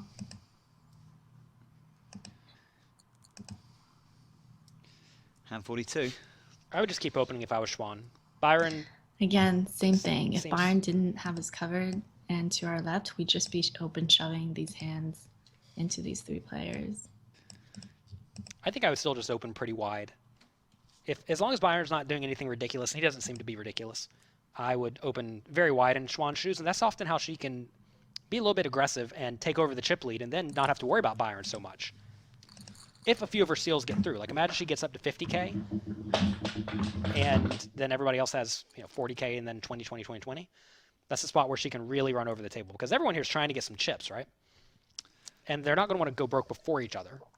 I feel like Byron must be playing a ton of other tables or something because he's chip leader right now and with position. I mean, everybody else is a short stack and he's like not playing a single hand. That's what I was just saying. Yeah, nice position for Xuan, having the chip leader on the left sitting out, who would have been dictating a lot of the action I mean, otherwise. maybe it is just that bad. Okay, Since he's back. Relatively pot committed to most of their stacks if he does open. He's been back for a while, but like she's saying, I mean, he hasn't had good hands like Queen 3 offsuit. I mean, you don't have to raise the Queen 3 offsuit. Certainly not obligated to. It would be interesting to know from our stat guy Eric Dennis, how far has the 6-max game gone thus far in the GPL without losing a player? Because I think we're just ticked up to hand 45. And this must be up there with the marathons in which we haven't lost a player. Let us know, Eric D.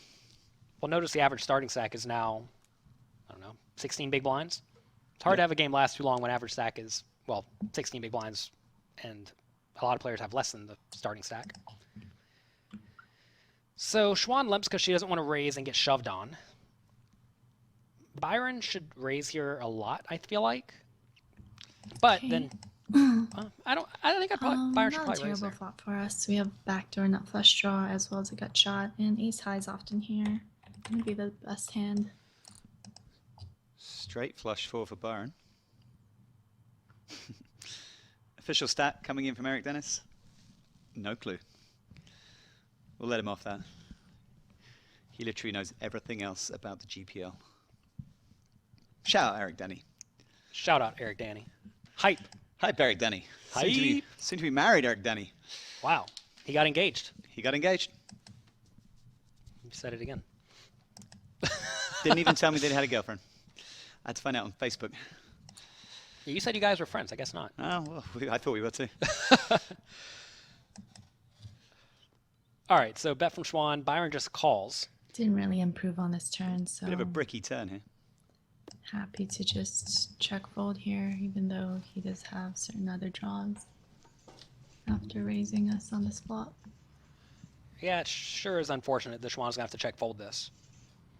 But this is what happens when you have to play a really low variant style because you're not trying to go broke before the short stacks. I am very surprised Byron checked that one. I less expected to get check jammed a lot. I don't expect to get check jammed a lot, though, by a lot of these players. And he got there on the river. This is normally a spot that he could be happy to bluff large on. At least I'm having fun. I might not look like it, but I'm hi, Scott Ball. Hey, Scott. For those who don't play a lot of actual poker, where you enjoy these swings, where you just get completely crapped on for a long time, it's somewhat enjoyable because it lets you feel alive. Like, I'm going to sit here, I'm going to play my best, I'm going to lose every single pot where I get all in, and just enjoy the experience. Feel the stress, feel the tension. Where else can you feel stress like this? I mean, it's so hard. Oh, Byron's shoving You so had it here, wide guys. here too. If Xuan folds, of course. I think he shoved 6-8 earlier. Yeah, we're gonna call with our queen high. Wow, Scott He Ball. shoved so wide. Good call, Scott Ball. Nice call, Scotty Ball. Now you're oh, out. and he's been out clubs. Of Oh course. my God.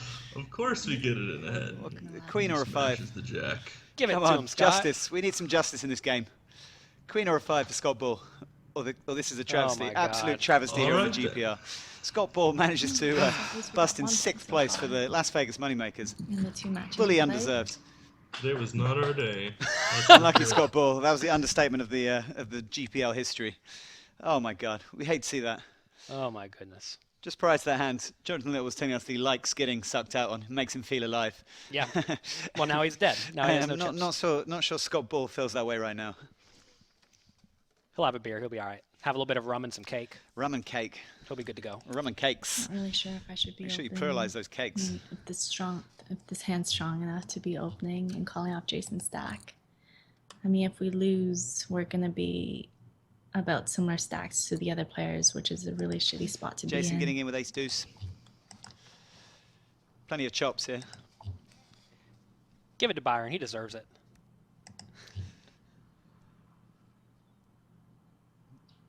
This will likely be a chop. Guess we should have opened. Jason Mercier chops at a minimum when he gets it in behind. Yeah, it's funny how some people seem to chop every time or win. Other people seem to chop or lose. But that is how variance Laddering works. there would have been really nice too, but Laddering means Unlucky. moving up the payouts. Thanks, Jonathan. You're welcome. You know, A lot of people look at the very short-term results in poker and think that people are lucky or unlucky, or that the game is rigged, for example. Like right there, if you were Scott Ball and playing, and that happened to you, let's say 10 days in a row. I get emails from people about, sporadically, about how they think poker is rigged because they lost for the last 100 sit-and-goes or 100 tournaments where they just get it in good and they lose every time. And it happens. That is part of the game, and that is how it goes a lot of the time. And if you think that is particularly unlucky or particularly abnormal, or that the game is rigged, then you're just completely oblivious to how poker actually works. I normally ask these people, the game is rigged in favor of who? And they can't really, Russians, they normally say. Well, Jason Mercier. Or Jason Mercier. boo, no action. But so, anyway, don't think the game is rigged. We don't need any of that talk. It's ridiculous and a Again, waste it's of a your time. really interesting ICM spot for us to be in. All the other stacks have less than 10 big blinds, and we're in second place. Kitty's gonna play. Maybe. Maybe she shouldn't. Definitely gonna try to ladder in some points if we can here. Notice Maybe I Maria's shouldn't very be like saying that out loud on the live stream. Jason running like And the Jason. match probably isn't going to be over Getting in it 10 in minutes. as almost a 90% Every favourite. But I single mean, it's time. like kind of And going to have Kitty drawing dead by the turn, it would seem. Queen needed. Smells so bad today. Oh.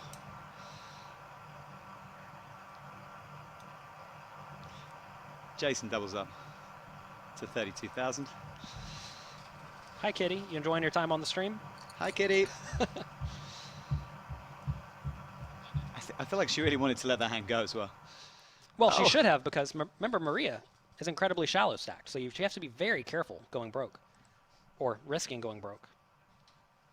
Notice there she's not just out if she loses. Kitty was in that previous hand. So that allows her to call off. I mean, obviously she's not trying to get down to 4K chips, but 4K or 3K chips is not 0. Well, Byron doesn't want a king on the turn. That's king, that's queen. King, queen, king, king. What else? Nice one.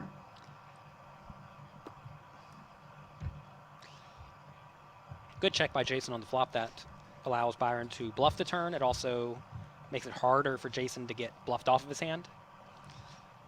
This thing. You see the king on the river in light of Come that 7 of on. clubs on the turn. Make it just a Mercier out, please.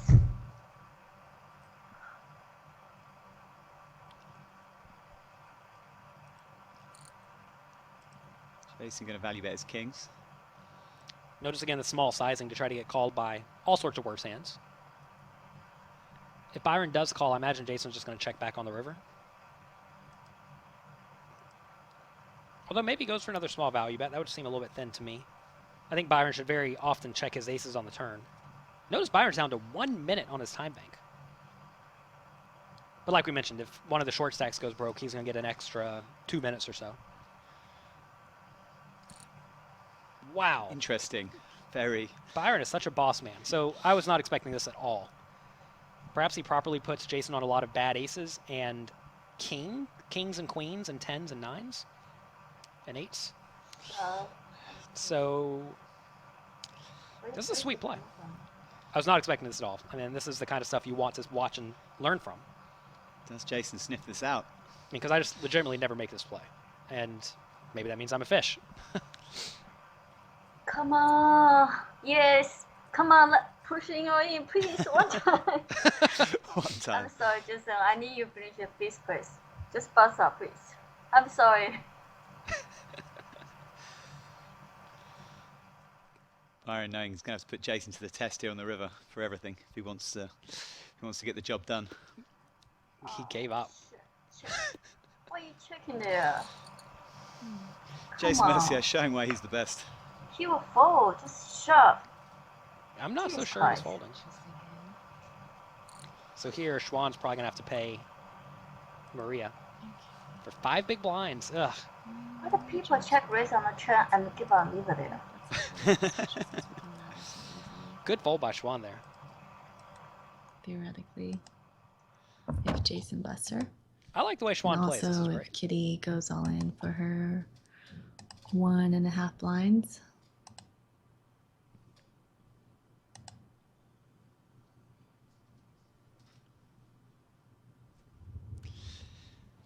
Jason giving it some thought here with the 3-5 of spades. Yeah, it's probably just a fold. So someone mentioned earlier, is there any benefit in timing out your own time bank? And I thought the answer to that was no. But if you're playing with someone who has no time bank left in their stack, and you need them to do poorly, because let's say we really need Sao Paulo to do badly so our team does better, you could time bank down and know you're going to play your 5-second or 4-second clock very well, knowing that maybe someone like Jason, Byron's you going know to be a little people bit can't see what you're farther typing in off. chat, right? Jason's being funny and saying things like spread the pot dealer and how much more. Well, so if you lose, now Byron gets no time. It's kind of an interesting thought. I'm not telling anyone to do this, but that is something you should at least consider. You always want to look for, ways that are within the rules to screw your opponents, and that just might be a way. Because Byron could really use a minute. Jason. So min re-raise by Byron. Come on. Great play. Kitty scores the king. Please hold. Ace or Please. 6 needed for Byron. Please. Come on, I need this one. Please. Please. King, please. Please. There it is. Yes. Wow, yes, Kitty yes. really asked for it. I'm going to start doing that. Think it'll let me win more often? I mean, I've been doing it wrong for the last 10 years. I have a chance. Oh, well, you're doing it okay.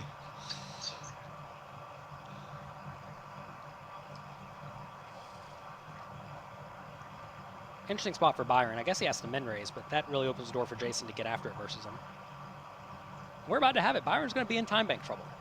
The hot seat. We thought it wasn't going to happen this entire 2 weeks while I was here, and here it is. It's about to happen in 3 seconds. Byron Kaverman's been the naughty boy of the GPL tonight. He's been getting detention tomorrow. He showed up late. He just blinds out for a while. Now he's going to be in the hot seat. Byron's going to be getting a stern talking to from producer Max here at the GPL. This baby will not be tolerated too often. Look, you just saw I went up to 4 seconds, right? So now does he bank that 3 seconds? Oh, yeah. Can't. Don't Or does it go away? Okay, good luck. Because if he banks that 3 seconds, then I think it goes. it's not so bad. Queen 10 against 6s here. Grill on grill. Sure. Pretty nice No spot for problem. Maria Ho there. Not much So Kitty bad. can do. Kitty flopped a full house and is out. At least she can tell a bad beat score and say she flopped a full house and now she's out. Adios, Kitty Quo. Departs in 5th place with 1 point for So- the San Francisco Rush. Tough run, Kitty. I mean, You had no cards. I mean, I guess you had some cards in the middle of that game, but it was a tough run. Notice Byron just got back up to 2 minutes because he got some of Kitty's time. This game has inflicted more pain on the San Francisco Rush and the Las Vegas Moneymakers. The two teams that were propping up the Americas Conference have only been able to add 0 and 1 point respectively to their totals. That's a beating. Why do you have to beat me like that? No, I'm beating you with numbers, Jonathan. Save this until... At least I'm not beating you with my pen. Yeah. That's for next show. Wow, man, oh man. Sorry for not talking. I'm just depressed. All right, here we have Maria all in. Going to get a few folds. We still have Xuan. That'll save the day. That'll salvage the day. I can just picture Scott Ball right now sipping some really rum. Incredibly shallow, so probably whiskey, really. Eating some cake. Perhaps it's been soaked in rum. Here. Man, oh man. He's probably so happy right now, as happy as can be. Do you think he combines rum and cake, or just has them separately? Does it look like a... He does it like the British do the tea. Yeah, I mean, that's what I was... Going to be my next question. Do you think he dips his cake in rum? Here we have an all-in. Flush draw. Pretty big pot. Maria's wonderful, but oh no. Wow, Xuan's about to say something mean. The sunset are right behind us by a few points, so definitely wanted Jason to win that one. Jason just got unlucky in a hand. That's got to be a collector's item here on the GPL, or in any form of poker for that matter. I had proper builder's tea today, I believe. I don't know if it was actually proper. I think they just said it was. Jonathan Little's been getting the VIP treatment here in Malta, guys. It basically means Jason's team is so far behind. Doesn't really matter. It was good. He had the option of builder's tea, English tea, or afternoon tea. Wish us luck. I think those all mean the same for my American people. They do. That's gonna be weird. Jason's all in with kings again. Yeah. Good. Running spades or straight cards needed for Xuan. Put the 10 up there. Oh, there it is. There it is. 8. Give it to Xuan. Give him a set. Give him a set. Jason doubles back up to 30,000. And this game continues, four-handed. Hand 60, here we come.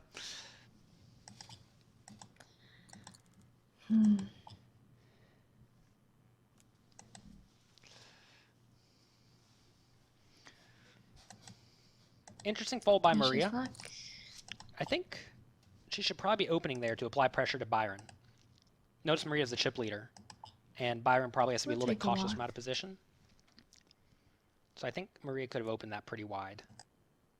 Even though Xuan's going to shove a decent amount of the time, she'll be getting great odds to call. Like if she just knew she had to put in 5 big blinds with 8-5 suited, it's not the end of the world with Byron's dead money in the pot. So I think I probably would have gotten a bit out of line and raised that one, but I'm a big fan of pushing the big stack. You know, pushing around the big stack. I'm saying the wrong words. Pushing around with the big stack. There we go. I'm not a professional commentator. Follow the GPL on Twitter, guys, at GPL. Use the hashtag GPL to talk about the action. This is Jonathan Little. Hello. My name is Roland in the booth, Boothby. You can follow me on Twitter, Lord_Boothby. Jonathan Little can be found at Jonathan Little. Easy. Did you have to buy that? No.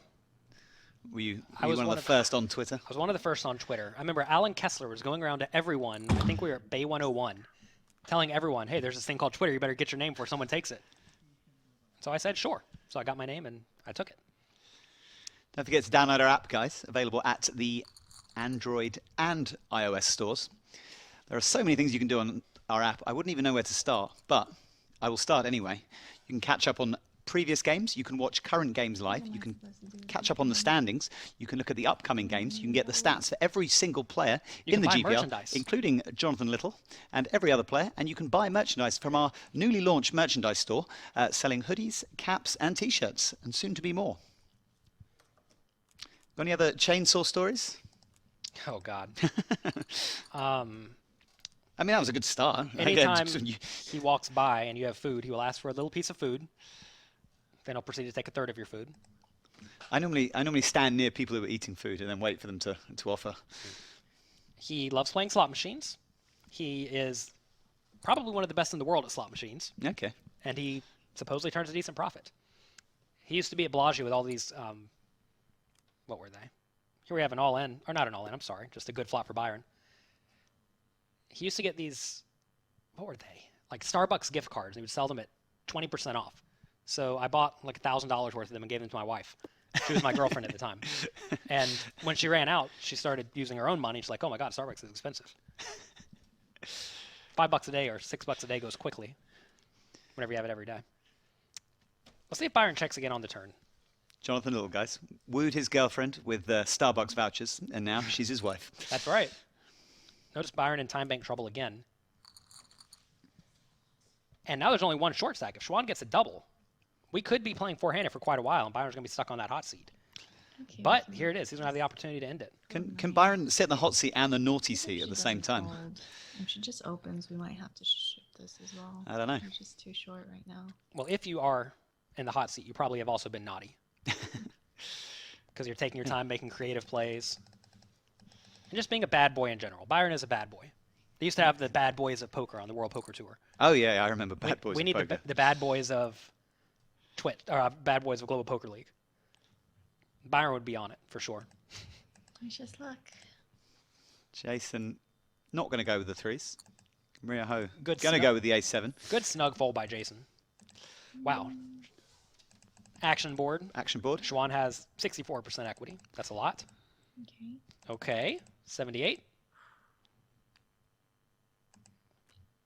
You know, why don't you chop it up? Seriously? Poker's hard. Xuan summed it up. That's the screen cap or whatever we need. That. At least we didn't move. Poker's hard. Jason could be going broke here. Yeah, Jason's going to shove this from the small blind most Byron. likely. Wow, so now Jason's a spanner in the works. Jason's still going to shove, and now Maria may get off the hook, but I don't think she can. It's only a 10 big blind stack. Or 12 big blind stack. I think I would have gone with that in Maria's shoes. Byron Kaverman, the savior of Jason Mercier there. Complete savior. That's a good save. I think we're about to see the demise of Xuan Lu. Unfortunately for her, she has very little choice with this 10-9 offsuit, I think. I'm going to have to call this off, unfortunately. Hope for the best. Okay. Give it to Xuan. She deserves it. She's played hard. I guess that means we're not going to be in first place anymore. She has equity. Unless I hit the jack. Oh. Boo. Good run for Xuan. Coming back from 2,000 chips to getting a point. Remember, she got down to no chips very early. And that may look like a bad result. 4 but points. I mean, 2 points. It's way better than none. Fourth place. Yeah, Xuan was in a pretty nice position for the Montreal Nationals. She alluded a few times to the fact that she would have been happy with a point in that game. She's ended up with 2 points, so I think she'll be going away happy. Bye, Xuan. Don't be sad, Xuan. You played great. Don't be sad. You played absolutely fantastic. Don't be sad, Xuan. A few junky hands here. Junk hands. Not hands favoured by junkies. Trying to come up with something to say to that. No, don't. I don't think there's any response. Yeah, I'm just going to sit here. I mean, I don't think anyone was thinking when I said junkie hand that anyone meant that, you know, or interpreted me as assuming those hands were favoured by junkies. But there you go. It's getting late, folks. All right, so here Byron raises, and Maria shoves all in. I think this is going to be a fold for Byron, but it's very, very close. Notice what's going to happen if he folds is him and Jason are both going to be at this 41,000 stack to Maria's 70K. And this is going to allow Maria to really bulldoze them. This is one of those spots where I know people in the chat don't like when I say it, but she should just go all in a bunch because neither player is inclined to call. If there is a player, though, who probably doesn't care about the ICM so much, it could be Byron, the bad boy. But I would just be open shoving every hand here in Maria's spot until one of them calls. And what's going to happen is, on average, she's going to pick up the blinds 3 or 4 times. Then someone's going to call, and she's going to have 40% equity. And she will have profited a little bit because she's shoving so incredibly wide and picking up so many sets of blinds. Okay, well, this could be the example. Yeah, she's going to run into the ace-jack suited here, Jason Mercier, getting in with a 34% chance. And it's a little bit unlucky that she ran into it right off the bat. But if both players are calling with 15 or 20% of hands, she's going to steal a lot of the pots. And even when she does get in, it's not like she's dead, right? I think a lot of people think she's dead when she gets it in. And king or an 8 needed from here. Jason's going to get the double up. He's up to 78,000, which will signify quite a significant change in fortunes here. Jason now putting himself in the position Maria was in before that hand. The exact spot. So now notice, 235,000 stacks. Now Jason can do it. He should be open shoving pretty much every hand where the players fold to him. Like right here, Byron's going to raise, so Jason should just fold. But whenever it's his turn first, he should be shoving very frequently. Maria defends. Man, there we go. Maria may get in a little bit of trouble. Certainly a hand that could see a turn. Well, she's pretty shallow. The problem is she's so shallow. Whenever you're calling in this spot, you want to have very good implied odds. Whenever Byron bets this amount, though, I'm sure I'm tempted. Okay, discipline. Good Lay discipline down there by Maria. But that's a spot where if you are folding out too much, Byron can just crush you by betting that tiny amount. So Jason does fold the very bad 9-3 offsuit, which is acceptable.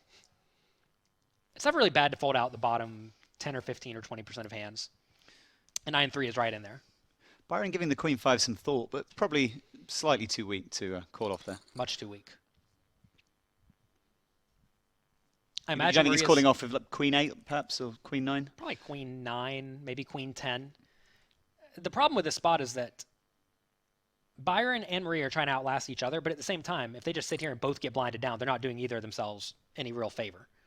And neither player is like guaranteed to outlast the other one. So against each other, they should certainly be calling off. Very interesting flop here. Reasonably. Maria flopping a flush draw after shoving 5-4 on the button. Needs a heart, or she'll be out of here. That's a pretty safe turn card for Jason. Give her the heart, dealer. No heart for Maria Ho. She has heart, but she didn't find a heart when she needed it. So out in third place in Maria Ho. 3 points for the LA Sunset. They're in pretty good position prior to this game. They took a first and a third. Is that accurate? Pretty solid there for the LA Sunset. Great job, Maria. Great job, Maria Ho. Fantastic. Jason's heads up again. Jason's heads up again, yeah. So Jason's the next Fedor Holtz, apparently. All right. So I think Fedor Holtz is the next Jason Mercier, if we're going to get it the right way around. There's never going to be a Fedor again, I don't think. Never will be, et cetera, et cetera. So here we have a min raise from Jason, and Byron shoves a 10-8 suited. This is what I was referring to in the previous game, where if someone's min raising too often, you can shove on them very wide, and there's not a whole lot they can do about it.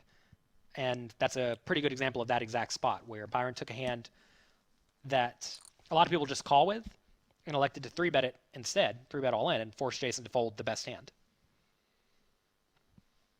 So here we have 5-4 suited. This is a spot where Jason could conceivably shove if he wanted. He's probably going to flat, but I don't mind calling. And he may get into some trouble on this one. Jason seems to like to check shove his reasonable draws, and this is certainly not a good draw, but heads up, even junky draws become acceptable enough. So I expect Byron to bet here, and I think he's going to get shoved on, and he's going to call it off. We're going to be off to the races. But let's see what happens. I could be wrong.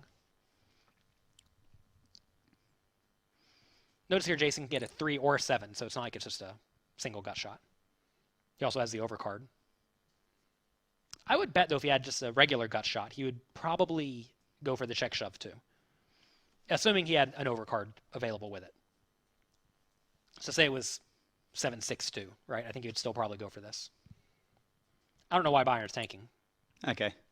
He just really wants to run out of time.